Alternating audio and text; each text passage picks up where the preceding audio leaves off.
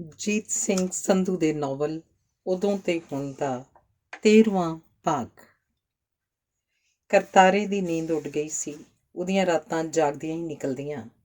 ਚਰਨ ਕਿਸੇ ਵੀ ਪਾਸੇ ਜਾਂਦਾ ਤਾਂ ਸੁਰਤ ਉਹਦੇ ਵਿੱਚ ਹੁੰਦੀ। ਖੇਤ ਬੰਨੇ ਉਹਦੇ ਨਾਲ ਨਾਲ ਰਹਿੰਦਾ, ਸੀਰੀ ਨੂੰ ਚੁਕੰਨਾ ਰੱਖਦਾ।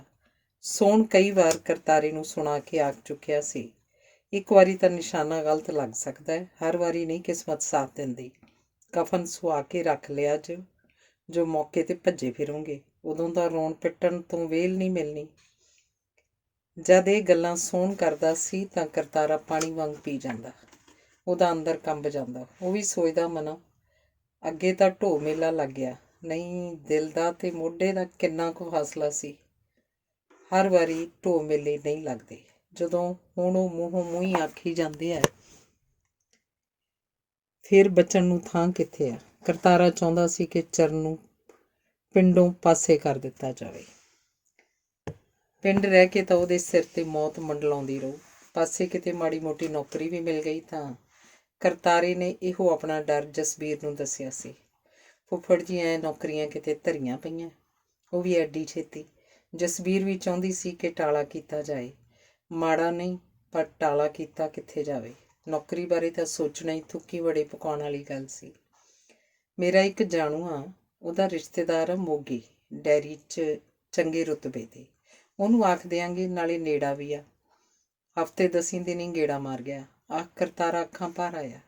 ਉਹਨੂੰ ਦਿਸ ਰਿਹਾ ਸੀ ਜਸਬੀਰ ਦਿਆਂ ਹੱਥਾਂ ਦੀ ਤਾਂ ਅਜੇ ਮਹਿੰਦੀ ਵੀ ਫਿੱਕੀ ਨਹੀਂ ਪਈ ਸੀ। ਜਿਵੇਂ ਤੁਹਾਨੂੰ ਚੰਗਾ ਲੱਗਦਾ ਫੁੱਫੜ ਜੀ ਕਰੋ, ਪਰ ਐਂ ਕਿੰਨਾ ਕੁ ਚਿਰ। ਜਸਬੀਰ ਦੋ ਚਿੱਤੀ ਜਿਹੀ 'ਚ ਸੀ। ਉਹਦੇ ਵੀ ਤਾਂ ਅਜੇ ਚਾਅ ਕੁਆਰੇ ਸਨ। ਉਹਦਾ ਚਾਅ ਵੀ ਅਜੇ ਕਦੋਂ ਲੱਥਾ ਸੀ। ਕੇਰਾਂ ਤਾਂ ਕੰਮ ਸੰਭਾਲੀਏ ਪੁੱਤ, ਜਾਨ ਆ ਤਾਂ ਜਹਾਨ ਆ। ਉਹਨਾਂ ਮਲੰਗਾਂ ਦਾ ਕੀ ਕਰ ਲਾਂਗੇ ਜੇ 19-21 ਹੋ ਗਈ ਤਾਂ। ਆਖ ਕਰਤਾਰਾ ਹੌਖਾ ਜਿਹਾ ਲੈ ਗਿਆ। ਸੰਤੋ ਵੀ ਦਿਲ ਸੁੱਟੀ ਬੈਠੀ ਸੀ। ਉਹਨਾਂ ਨੂੰ ਬਹੁਤਾ ਸੋਚਣ 'ਤੇ ਵੀ ਹੋਰ ਕੋਈ ਹੱਲ ਦਿਸ ਨਹੀਂ ਰਿਹਾ ਸੀ।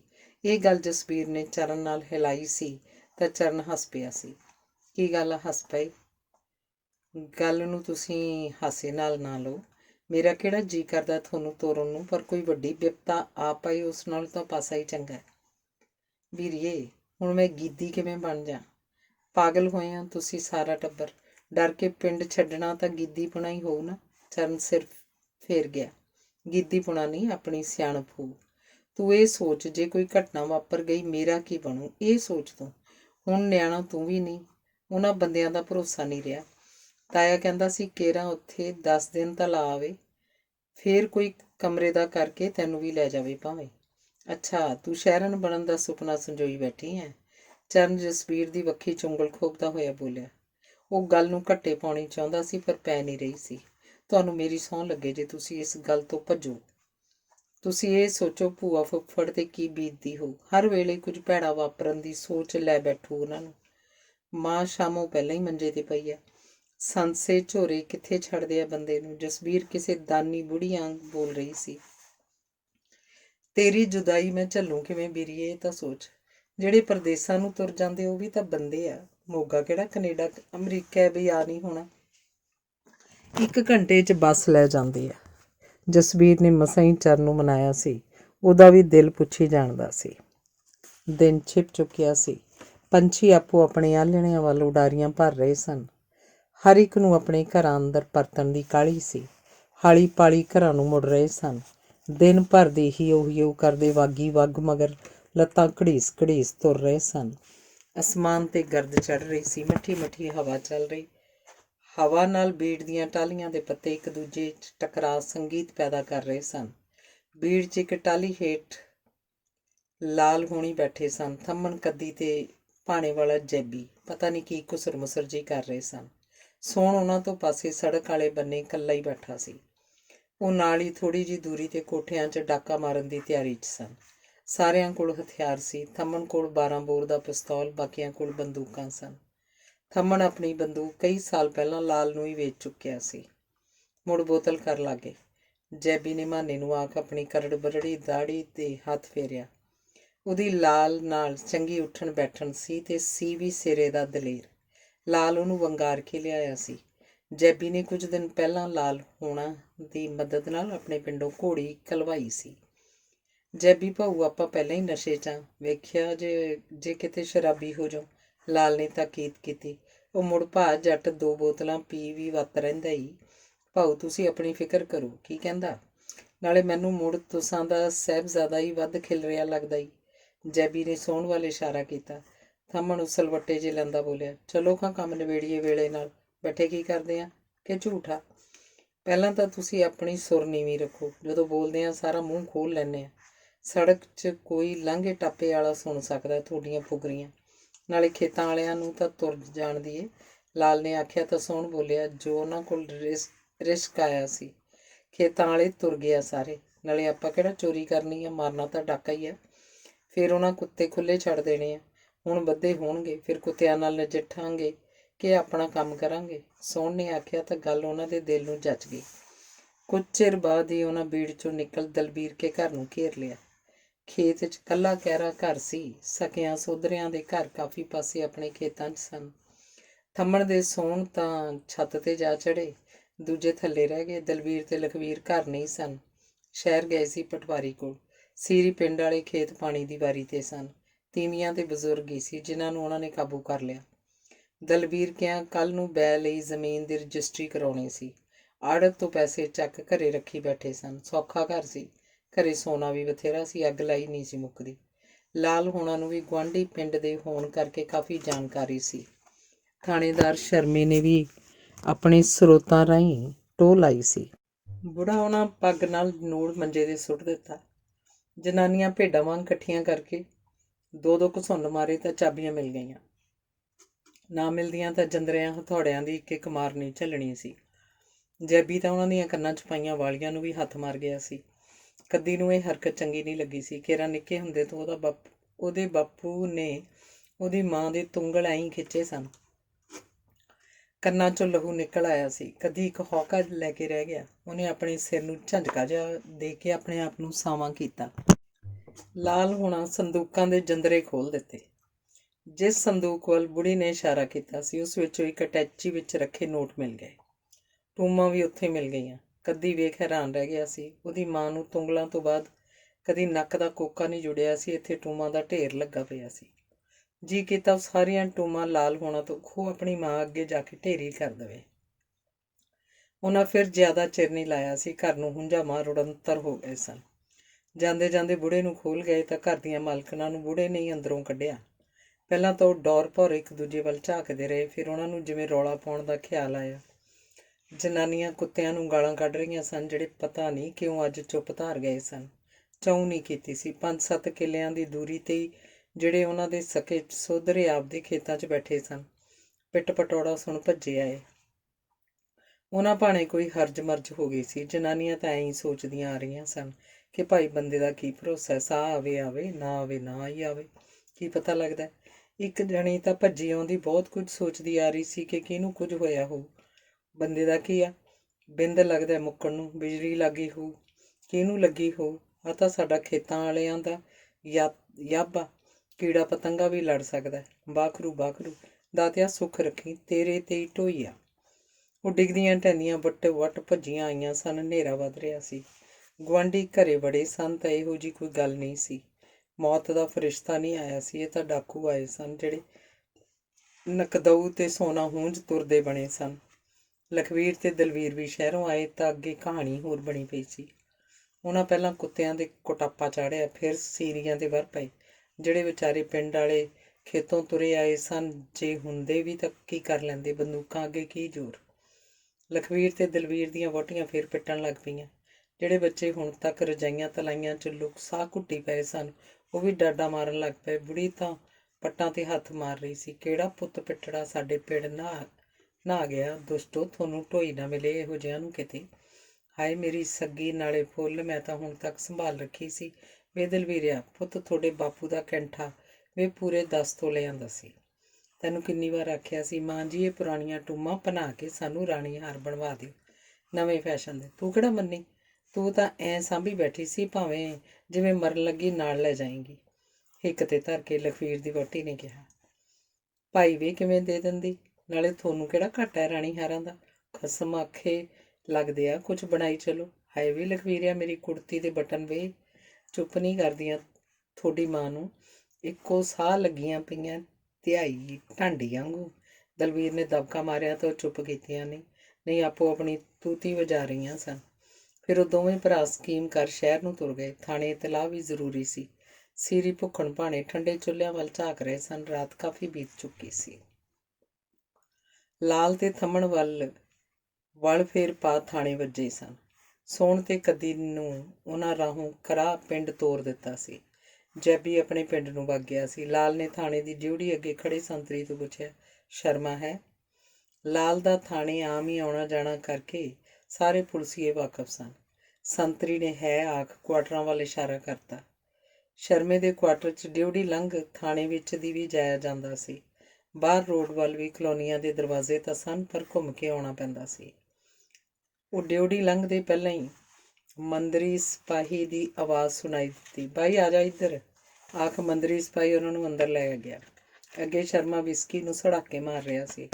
ਉਹਨਾਂ ਨੂੰ ਵੇਖ ਉਹ ਖਿੜ ਗਿਆ, ਝੂਮਣ ਲੱਗ ਪਿਆ। ਕਈ ਗੁਣੇ ਨਸ਼ਾ ਵੱਧ ਗਿਆ। ਉਹ ਸਮਝ ਗਿਆ ਕਿ ਲਾਲ ਹੁਣੀ ਕੰਮ ਫਤਿਹ ਕਰ ਆਏ ਆ। ਉਦੋਂ ਤਾਂ ਉਹਦਾ ਦਿਲ ਗੇਂਦ ਵਾਂਗ ਬੁੜਕਣ ਲੱਗ ਪਿਆ। ਜਦ ਆਪਣੇ ਬੁੱਕਲ 'ਚੋਂ ਕੱਢ ਲਾਲ ਨੇ ਸਾਰੀ ਲੁੱਟ ਉਸ ਅੱਗੇ ਢੇਰੀ ਕਰਤੀ। ਟੂਮਾਂ ਇੱਕ ਦੂਜੀ ਚੁਲਝੀਆਂ ਪਈਆਂ ਸਨ। ਨਵੇਂ ਨਕੂਰ 100 ਦੇ ਨੋਟਾਂ ਦੀਆਂ ਗੱਡੀਆਂ 'ਚੋਂ ਵੱਖਰੀ ਮਹਿਕ ਆ ਰਹੀ ਸੀ। ਜੈਬੀ ਨੇ ਸਿਰਫ ਇੱਕ ਛਾਪ ਤੇ 200 ਰੁਪਏ ਦਿੱਤੇ। ਇਹਨਾਂ ਵਿੱਚੋਂ ਨਹੀਂ, ਆਹ ਸਾਰਾ ਮਾਲ ਤੇਰੇ ਹਵਾਲੇ ਆ, ਲਾਲ ਨੇ ਆਖਿਆ। ਨੋਟ ਤੇ ਸੋਨਾ ਵੇਖ। ਥੰਮਣ ਡੌਰ ਭਰ ਜਿਹਾ ਹੋਇਆ ਵੇਖ ਸ਼ਰਮੇ ਨੇ ਸਾਰਾ ਸਮਾਨ ਕੱਪੜੇ ਨਾਲ ਢੱਕ ਦਿੱਤਾ। ਉਹਨੂੰ ਪਤਾ ਨਹੀਂ ਕਿਉਂ ਥੰਮਣ ਦੀਆਂ ਅੱਖਾਂ ਤੋਂ ਡਰ ਜਿਹਾ ਆਇਆ। ਆਹ ਤਾਂ ਕਮਾਲ ਕਰਤੀ ਤੁਸੀਂ, ਕੋਈ ਗੜਬੜ ਤਾਂ ਨਹੀਂ ਹੋਈ? ਸ਼ਰਮੇ ਨੇ ਪੁੱਛਿਆ। ਨਹੀਂ, ਚਿੜੀ ਨਹੀਂ ਚੁੱਕੀ, ਲਾਲ ਨੇ ਦੱਸਿਆ ਤਾਂ ਸ਼ਰਮੇ ਨੇ ਮੇਜ਼ 'ਤੇ ਪਈ ਵਿਸਕੀ ਦੀ ਬੋਤਲ ਵੱਲ ਇਸ਼ਾਰਾ ਕੀਤਾ। ਪਾਲੋ ਘੁੱਟ-ਘੁੱਟ ਥੱਕੇ ਆਏ ਆ, ਆਖੋ ਹੱਸ ਪਿਆ। ਬਾਹਰੋਂ ਕੁੰਡਾ ਖੜਕਿਆ ਤਾਂ ਸ਼ਰਮੇ ਨੇ ਆਪਣੇ ਵਫਾਦਾਰ ਸਾਥੀ ਮੰਦਰੀ ਨੂੰ ਇਸ਼ਾਰਾ ਕੀਤਾ। ਮੰਦਰੀ ਉੱਠ ਕੇ ਬਾਹਰ ਗੇਟ ਵੱਲ ਗਿਆ ਤੇ ਉਦੋਂ ਹੀ ਮੁੜ ਆਇਆ। ਕੌਣ ਸੀ? ਸ਼ਰਮੇ ਨੇ ਉਹਦੇ ਬੋਲਣ ਤੋਂ ਪਹਿਲਾਂ ਹੀ ਪੁੱਛਿਆ। ਸਮਾਨ ਉਹ ਮੇਜ਼ ਹੇਠ ਰੱਖ ਚੁੱਕਿਆ ਸੀ। ਮੁਨਸ਼ੀ ਸੀ, ਕਹਿੰਦੇ ਕੋਠਿਆਂ ਵਾਲੇ ਦਲਬੀਰ ਹੁਣੀ ਆਏ ਆ, ਉਹਨਾਂ ਦੇ ਡਾਕਾ ਪੈ ਗਿਆ, ਰਪਟ ਲਿਖਣੀ ਆ, ਮੰਦਰੀ ਨੇ ਦੱਸਿਆ।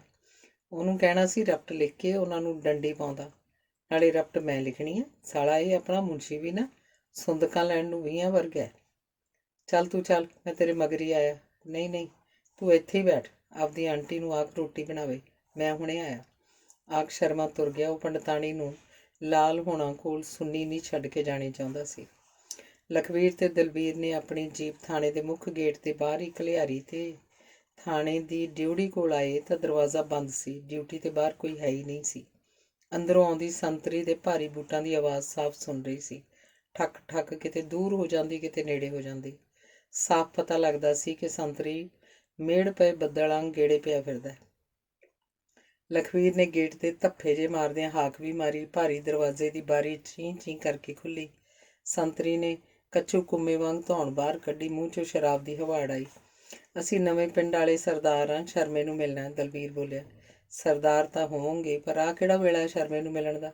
ਸਵੇਰੇ ਆਇਓ, ਸੰਤਰੀ ਨੇ ਆਖ ਆਪਣੀ ਪੁਲਸੀਆ ਹੋਂਦ ਜਤਾ ਦਿੱਤੀ।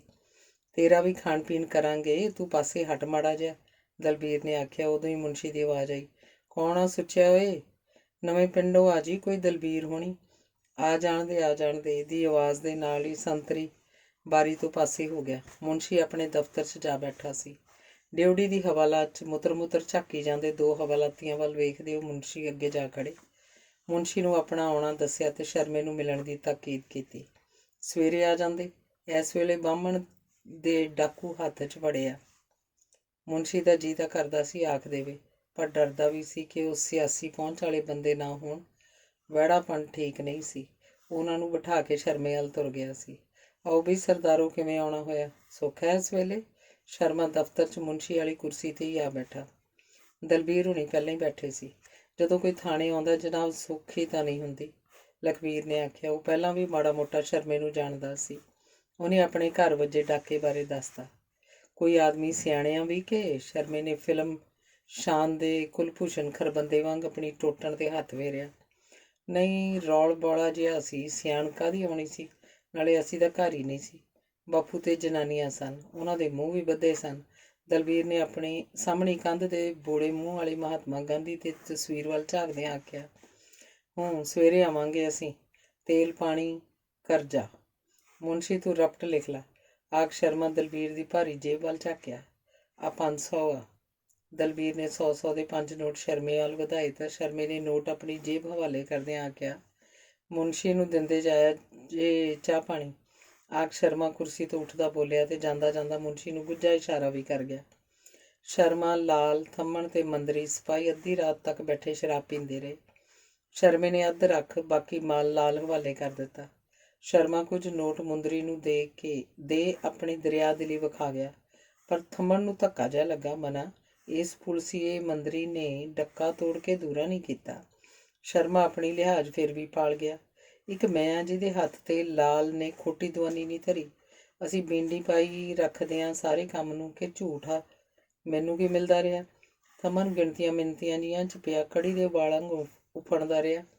ਸਵੇਰੇ ਸੂਰਜ ਨਿਕਲ ਤੋਂ ਪਹਿਲਾਂ ਹੀ ਸ਼ਰਮਾ ਉਹਨਾਂ ਵਾਸਤੇ ਚਾਹ ਬਣਵਾ ਲਿਆਇਆ। ਉਹਨੂੰ ਬਾਹਮਣੀ ਆਨੇ ਕੱਢ ਰਹੀ ਸੀ। ਰਾਤੀ ਜੱਟ ਸ਼ਰਾਬੀ ਹੋਏ 4 ਵਾਰੀ ਆਟਾ ਗੁਨਾ ਗਏ ਸਨ। ਢਿੱਡ ਸੀ ਜਾਂ ਟੋਏ ਜਿਹੜੇ ਭਰਨ 'ਚ ਹੀ ਨਹੀਂ ਸੀ ਆਏ। ਰਾਤ ਮੈਂ ਇੱਕ ਬੰਦਾ ਵਸਾਉਣ ਲਈ ਆਖਿਆ ਸੀ, ਇਸੇ ਕੇਸ 'ਚ ਚੇਤਾ। ਲਾਲ ਨੇ ਚਾਹ ਪੀ ਠੱਕ ਦੇਣੇ ਗਲਾਸ ਫਰਸ਼ 'ਤੇ ਰੱਖਿਆ। ਮੈਨੂੰ ਸਭ ਯਾਦ ਆ, ਤੁਸੀਂ ਡੰਡੀ ਪਾਓ ਬਸ। ਸਾਈਕਲ ਮੁੰਦਰੀ ਤੋਂ ਲੈ ਕੇ ਜਾਇਆ ਜੀ, ਸ਼ਰਮੇ ਨੇ ਆਖਿਆ ਤਾਂ ਉਹ ਆਪਣੀਆਂ ਜਟੂਰੀਆਂ ਬੰਨ੍ਹ ਪੱਗਾਂ ਲਪੇਟੀਆਂ ਤੇ ਕੁਆਟਰ 'ਚੋਂ ਬਾਹਰ ਆ ਗਏ। ਰਾਤ ਉਹ ਤੁਰ ਕੇ ਹੀ ਆਏ ਸਨ, ਹੁਣ ਮੰਦਰੀ ਤੋਂ ਸਾਈਕਲ ਮਿਲ ਗਿਆ। ਥੰਮਣ ਚਲਾਉਣ ਨਹੀਂ ਜਾਣਦਾ ਸੀ। ਲਾਲ ਨੇ ਉਹਨੂੰ ਮਗਰ ਬਿਠਾ ਪੈਡਲ ਮਾਰਨੇ ਸ਼ੁਰੂ ਕਰਤੇ।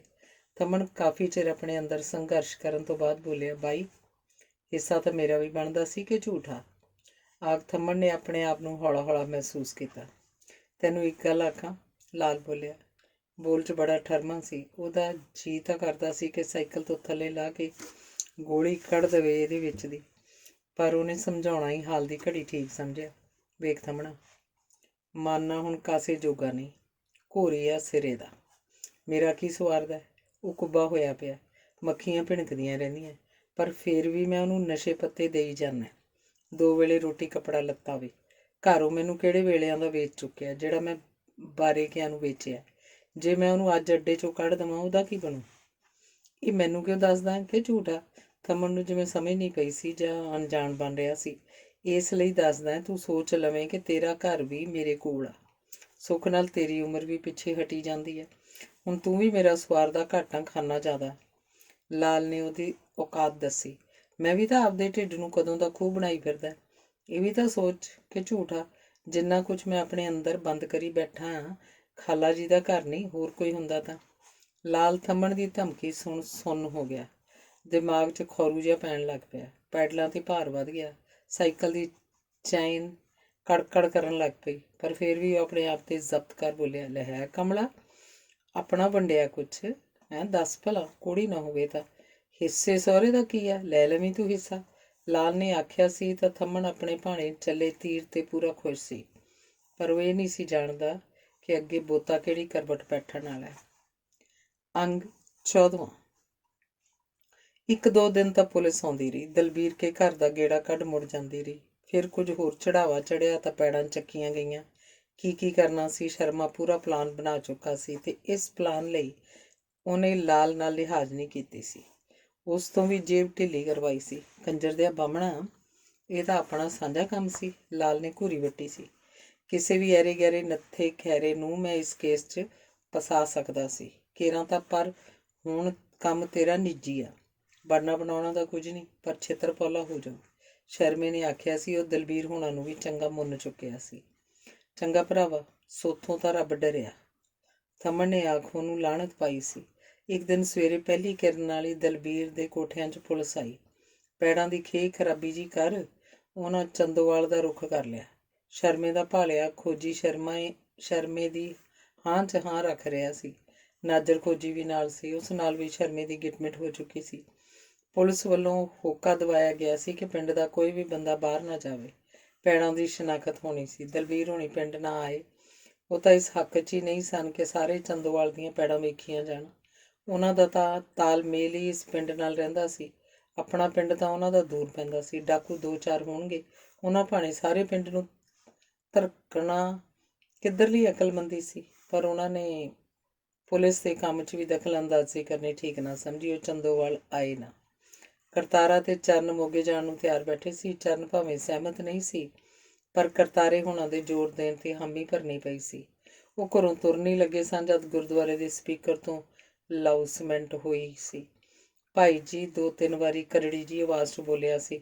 ਥਾਣੇ ਦੇ ਥਾਣੇਦਾਰ ਵੱਲੋਂ ਹਰ ਵੱਡੇ ਛੋਟੇ ਨੂੰ ਔਰਤਾਂ ਤੇ ਬੁੱਢੇ ਠੇਰੇ ਛੱਡ ਹੁਕਮ ਸੀ ਕਿ ਪਿੰਡ ਦੀ ਸੱਥ 'ਚ ਕੁਝ ਹੀ ਮਿੰਟਾਂ 'ਚ ਪਹੁੰਚ ਜਾਣ।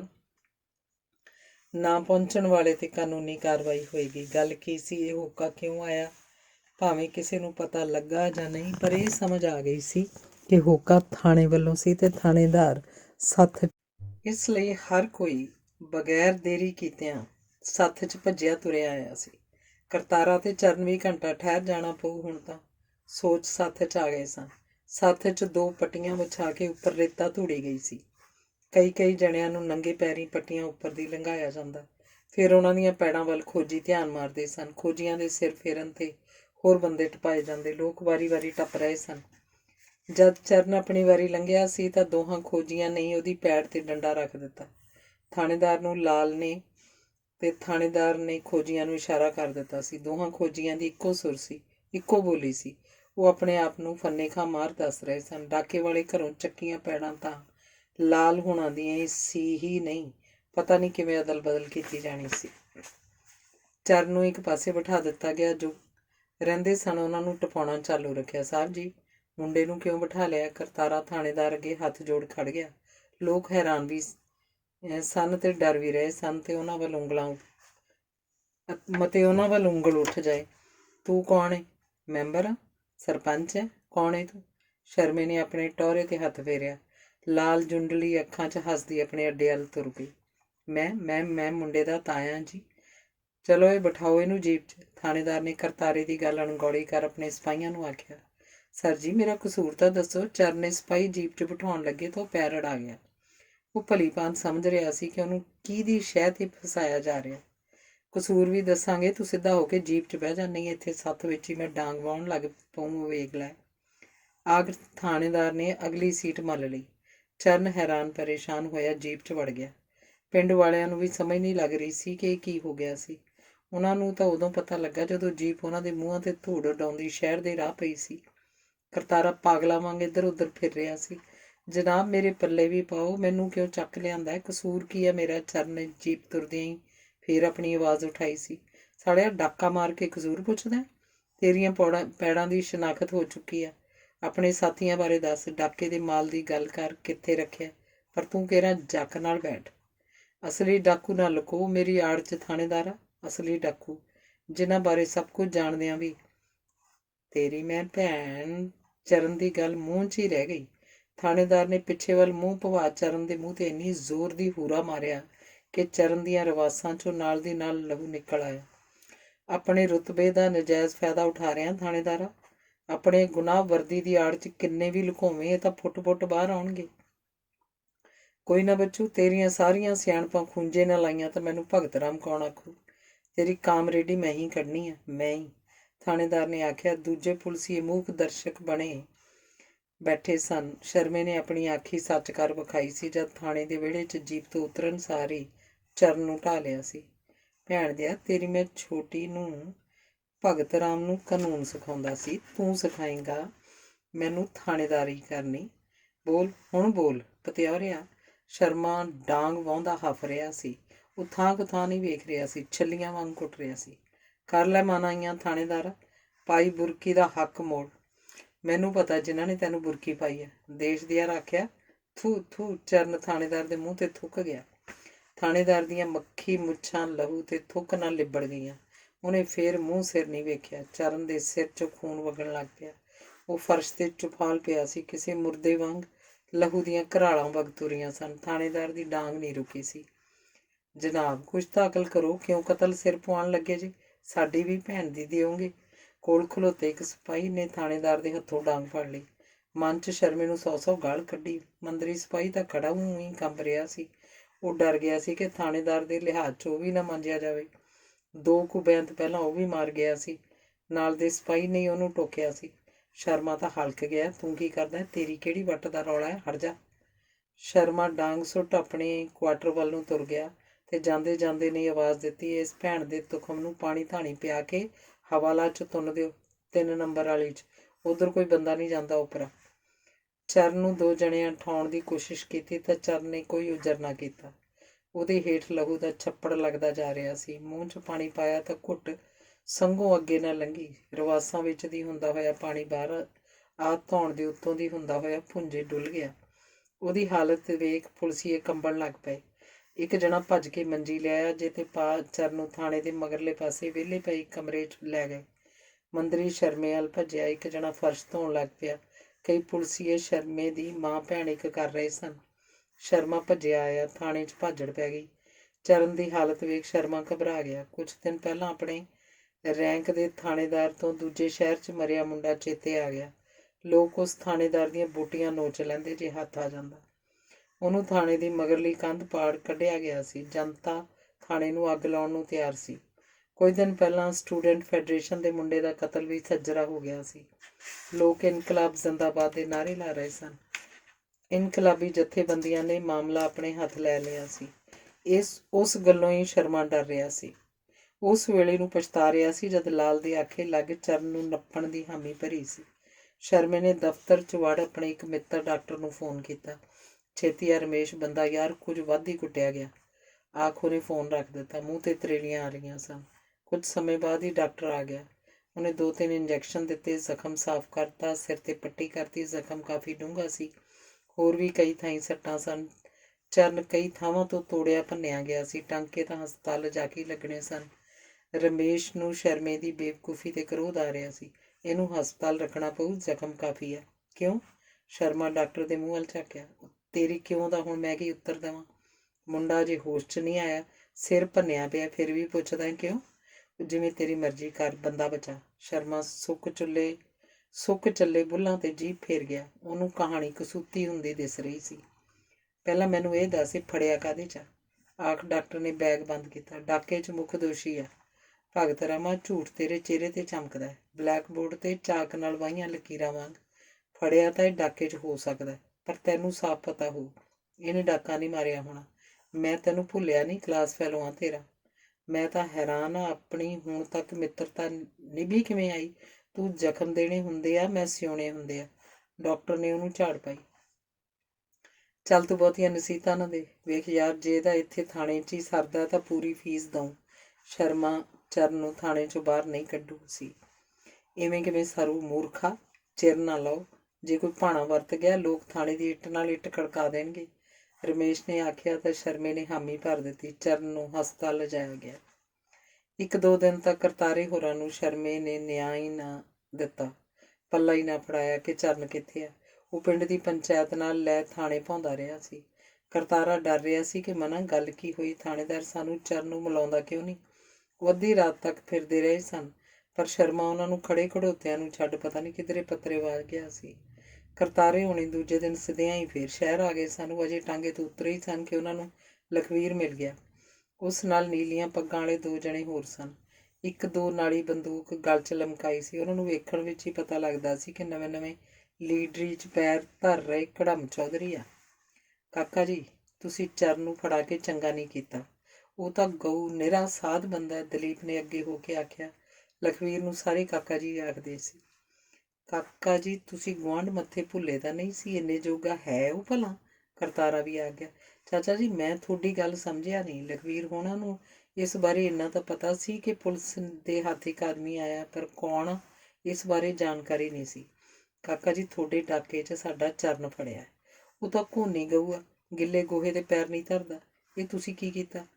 ਚਾਚਾ ਜੀ, ਐਂ ਤਾਂ ਸਾਨੂੰ ਪਤਾ ਹੈ, ਪੈੜਾਂ ਦੀ ਘੋਖ ਤੋਂ ਬਾਅਦ ਇੱਕ ਬੰਦਾ ਫੜਿਆ। ਸਹੁੰ ਆ ਜੇ ਇਸ ਗੱਲ ਦਾ ਪਤਾ ਹੋਵੇ ਕਿ ਉਹ ਚਰਨ। ਅਸੀਂ ਭੁੱਲੇ ਹਾਂ ਚਰਨ। ਆਓ ਸਾਡੇ ਨਾਲ, ਅਸੀਂ ਥਾਣੇ ਵੱਲ ਹੀ ਜਾਣਾ, ਲਖਵੀਰ ਨੇ ਆਖਿਆ ਤੇ ਉਹ ਸਾਰੇ ਬਣੇ ਤਣੇ ਥਾਣੇ ਆ ਗਏ। ਥਾਣੇਦਾਰ ਸ਼ਰਮਾ ਉਹਨਾਂ ਚਿਰ ਹਸਪਤਾਲ ਹੀ ਰਿਹਾ ਸੀ ਜਿੰਨਾ ਚਿਰ ਚਰਨ ਨੂੰ ਹੋਸ਼ ਨਹੀਂ ਸੀ ਆ ਗਈ। ਕੱਲ੍ਹ ਤਾਂ ਉਹਨੇ ਕਰਤਾਰੇ ਹੋਣੀ ਟਾਲ ਦਿੱਤੇ ਸਨ। 2-4 ਬੰਦੇ ਸਨ, ਉਹ ਨਹੀਂ ਗੋਲਿਆ ਸੀ। ਪਰ ਅੱਜ ਦਿਨ ਚੜ੍ਹਨ ਸਾਰੀ ਇਹੋ ਫਿਕਰ ਸੀ ਕਿ ਆਈ ਪੰਚਾਇਤ ਨੂੰ ਕੀ ਜਵਾਬ ਦਿਓ। ਉਹ ਆਪਣੇ ਆਪ ਨੂੰ ਕੋਸ ਵੀ ਰਿਹਾ ਸੀ ਕਿ ਕੀ ਲੋੜ ਸੀ ਚਰਨ ਨੂੰ ਫੜਨ ਦੀ। ਮਨਾ ਲਾਲ ਦਾ ਤਾਂ ਉਸ ਨਾਲ ਜਾਤੀ ਮਾਮਲਾ ਸੀ, ਪਰ ਤੈਨੂੰ ਤਾਂ ਖਾਮ ਖਾਈ ਫਿੱਟ ਕਰ ਲਿਆ ਨਾ ਉਹਨਾਂ। ਭਗਤ ਰਾਮਾ, ਪਾਪਾਂ ਦਾ ਭਾਗੀ ਤਾਂ ਤੂੰ ਹੀ ਬਣਿਆ ਨਾ। ਤੂੰ ਕਿਹੜੇ ਪਾਪਾਂ ਦੀ ਗੱਲ ਕਰਦਾ ਭਗਤ ਰਾਮਾ? ਜੇ ਇਸ ਚੱਕਰਾਂ 'ਚ ਪੈਂਦਾ ਤਾਂ ਤਨਖਾਹ ਨਾਲ ਤਾਂ ਚੁੱਲ੍ਹਾ ਨਹੀਂ ਤਪਦਾ। ਅੱਜ ਕੱਲ੍ਹ ਹੋਰ 2900 ਖਰਚੇ ਕਿੱਥੋਂ ਪੂਰੇ ਹੋਣ। ਕੁੱਤੀ ਸਰਕਾਰ ਤਨਖਾਹਾਂ ਹੀ ਇੰਨੀਆਂ ਘੱਟ ਦਿੰਦੀ ਆ ਕਿ ਸਾਨੂੰ ਲੋਕਾਂ ਦੀਆਂ ਜੇਬਾਂ ਵੱਲ ਝਾਕਣਾ ਹੀ ਪੈਂਦਾ। ਲਾਲ ਨਾਲ ਤੇਰੀ ਬੁੱਕਲ ਖੁੱਲ੍ਹੀ ਹੈ, ਘਰੇ ਬੈਠਿਆਂ ਤੈਨੂੰ 70 ਨੋਟਾਂ ਦੀ ਦੇ ਗਿਆ। ਇੰਨਾ ਸੋਨਾ ਹੈ ਪੰਡਤਾਣੀ ਭਾਰ ਨਾਲ ਦੱਬੀ ਜਾਵੇ।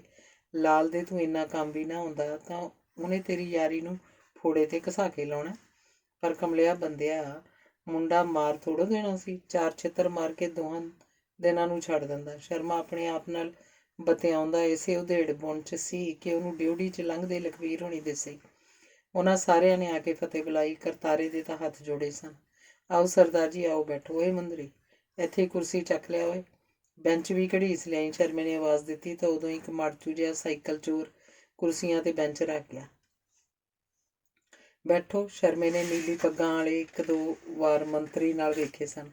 ਅਸੀਂ ਬੈਠਣ ਨਹੀਂ ਆਏ। ਜਿਹੜਾ ਮੁੰਡਾ ਤੁਸੀਂ ਕੱਲ੍ਹ ਫੜ ਕੇ ਲਿਆਂਦਾ ਉਹ ਤਾਂ ਕਿਸੇ ਦੇ ਖੇਤ 'ਚੋਂ ਖਰਬੂਜਾ ਨਹੀਂ ਚੋਰੀ ਤੋੜ ਸਕਦਾ। ਡਾਕਾ ਤਾਂ ਦੂਰ ਦੀ ਗੱਲ ਹੈ। ਇਹ ਕੀ ਕੀਤਾ ਤੁਸੀਂ? ਨੀਲੀ ਪੱਗ ਵਾਲਾ ਬੋਲਿਆ ਤੇ ਕੁਰਸੀ 'ਤੇ ਚੌੜਾ ਹੋ ਕੇ ਬੈਠ ਗਿਆ। ਬਈ ਜੇ ਅਸੀਂ ਮੁਲਜ਼ਮ ਫੜਨ ਲੱਗੇ ਪੁੱਛ ਦੱਸ 'ਚ ਪੈ ਜਾਈਏ ਤਾਂ ਹੋ ਗਈਆਂ ਥਾਣੇਦਾਰੀਆਂ। ਕੇਸ ਹੀ ਖਰਾਬ ਕਰ ਲਈਏ। ਐਂ ਤਾਂ ਕੇਸ ਸਿਰੇ ਚੜ੍ਹੇ ਹੀ ਨਾ। ਸ਼ਰਮਾ ਆਪਣੀ ਥਾਣੇਦਾਰੀ ਰੋਹਬ ਨਹੀਂ ਗੁਆਉਣਾ ਚਾਹੁੰਦਾ ਸੀ। ਇਹੋ ਜਿਹੀਆਂ ਸਿਫਾਰਸ਼ਾਂ ਪਤਾ ਨਹੀਂ ਨਿੱਤ ਕਿੰਨੀਆਂ ਆਉਂਦੀਆਂ ਸਨ, ਪਰ ਅੱਜ ਵਾਲਾ ਮਾਮਲਾ ਗੰਭੀਰ ਸੀ। ਉਹ ਇਸ ਨਾਲ ਨਿਪਟਣ ਦੀਆਂ ਸਕੀਮਾਂ ਸੋਚ ਰਿਹਾ ਸੀ। ਸ਼ਰਮਾ ਜੀ, ਉਹ ਮੁੰਡਾ ਛੱਡ ਦਿਓ। ਇਹ ਕਿਹੜਾ ਢੰਗ ਆ? ਤੁਸੀਂ ਨਿਰਦੋਸ਼ ਨੂੰ ਚੁੱਕ ਲਿਆਏ। ਅਸਲੀ ਬੰਦੇ ਭਾਲੋ ਜੇ ਭਾਲ ਸਕਦੇ ਆ ਤਾਂ, ਲਖਵੀਰ ਬੋਲਿਆ। ਕਰਤਾਰੇ ਉਹਨੇ ਹੱਥ ਜੋੜੀ ਖੜੇ ਸਨ। ਵੇਖ ਲਖਵੀਰ ਸਿਆਂ, ਅਜੇ ਉਹਨੇ ਆਪਣੇ ਨਾਲਦਿਆਂ ਦੇ ਨਾਂ ਨਹੀਂ ਦੱਸੇ। ਤੁਸੀਂ ਆਪਣਾ ਕੇਸ ਹੀ ਖਰਾਬ ਕਰਨ 'ਤੇ ਤੁਲਿਓ। ਖਸਮਾਂ ਨੂੰ ਖਾਵੇ ਸਾਡਾ ਕੇਸ ਜੀ। ਅਸੀਂ ਐਵੇਂ ਨਹੀਂ ਕਿਸੇ ਦੀ ਕਟਾਉਣੀ। ਤੁਸੀਂ ਮੁੰਡਾ ਛੱਡੋ। ਲਖਵੀਰ ਵੀ ਆਪਣੀ ਸਰਦਾਰੀ ਰੋਹ ਵਿਖਾ ਰਿਹਾ ਸੀ। ਨੱਪੀਆਂ ਪੈੜਾਂ ਨਾਲ ਪੈੜਾਂ ਮੇਲ ਖਾਂਦੀਆਂ, ਬਾਕੀ ਬੰਦੇ ਵੀ ਹੱਥ ਆ ਜਾਣਗੇ। ਬਸ ਤੁਸੀਂ ਜਰਾਂਦ ਕਰੋ। ਥਾਣੇਦਾਰ ਕਿਸੇ ਹਿਸਾਬ ਟਾਲਾ ਮਾਰ ਦੇਣਾ ਚਾਹੁੰਦਾ ਸੀ, ਪਰ ਟਾਲਾ ਵੱਜ ਰਿਹਾ ਦਿੰਦਾ ਨਹੀਂ ਸੀ। ਯਾਰ, ਡਾਕਾ ਸਾਡੇ ਵੱਜਿਆ ਨਾ, ਨਾਲੇ ਕੋਈ ਚੀਜ਼ ਬਰਾਮਦ ਹੋਈ ਆ ਤਾਂ ਦੱਸ। ਬਾਕੀ ਬੰਦੇ ਉਹ ਫੇਰ ਹੀ ਦੱਸੋ ਜੇ ਉਹ ਹੋਵੇ। ਮੈਂ ਕੇਸ ਵਾਪਸ ਲੈਣਾ ਜੇ ਬਾਹਲੀ ਗੱਲ ਆ ਤਾਂ।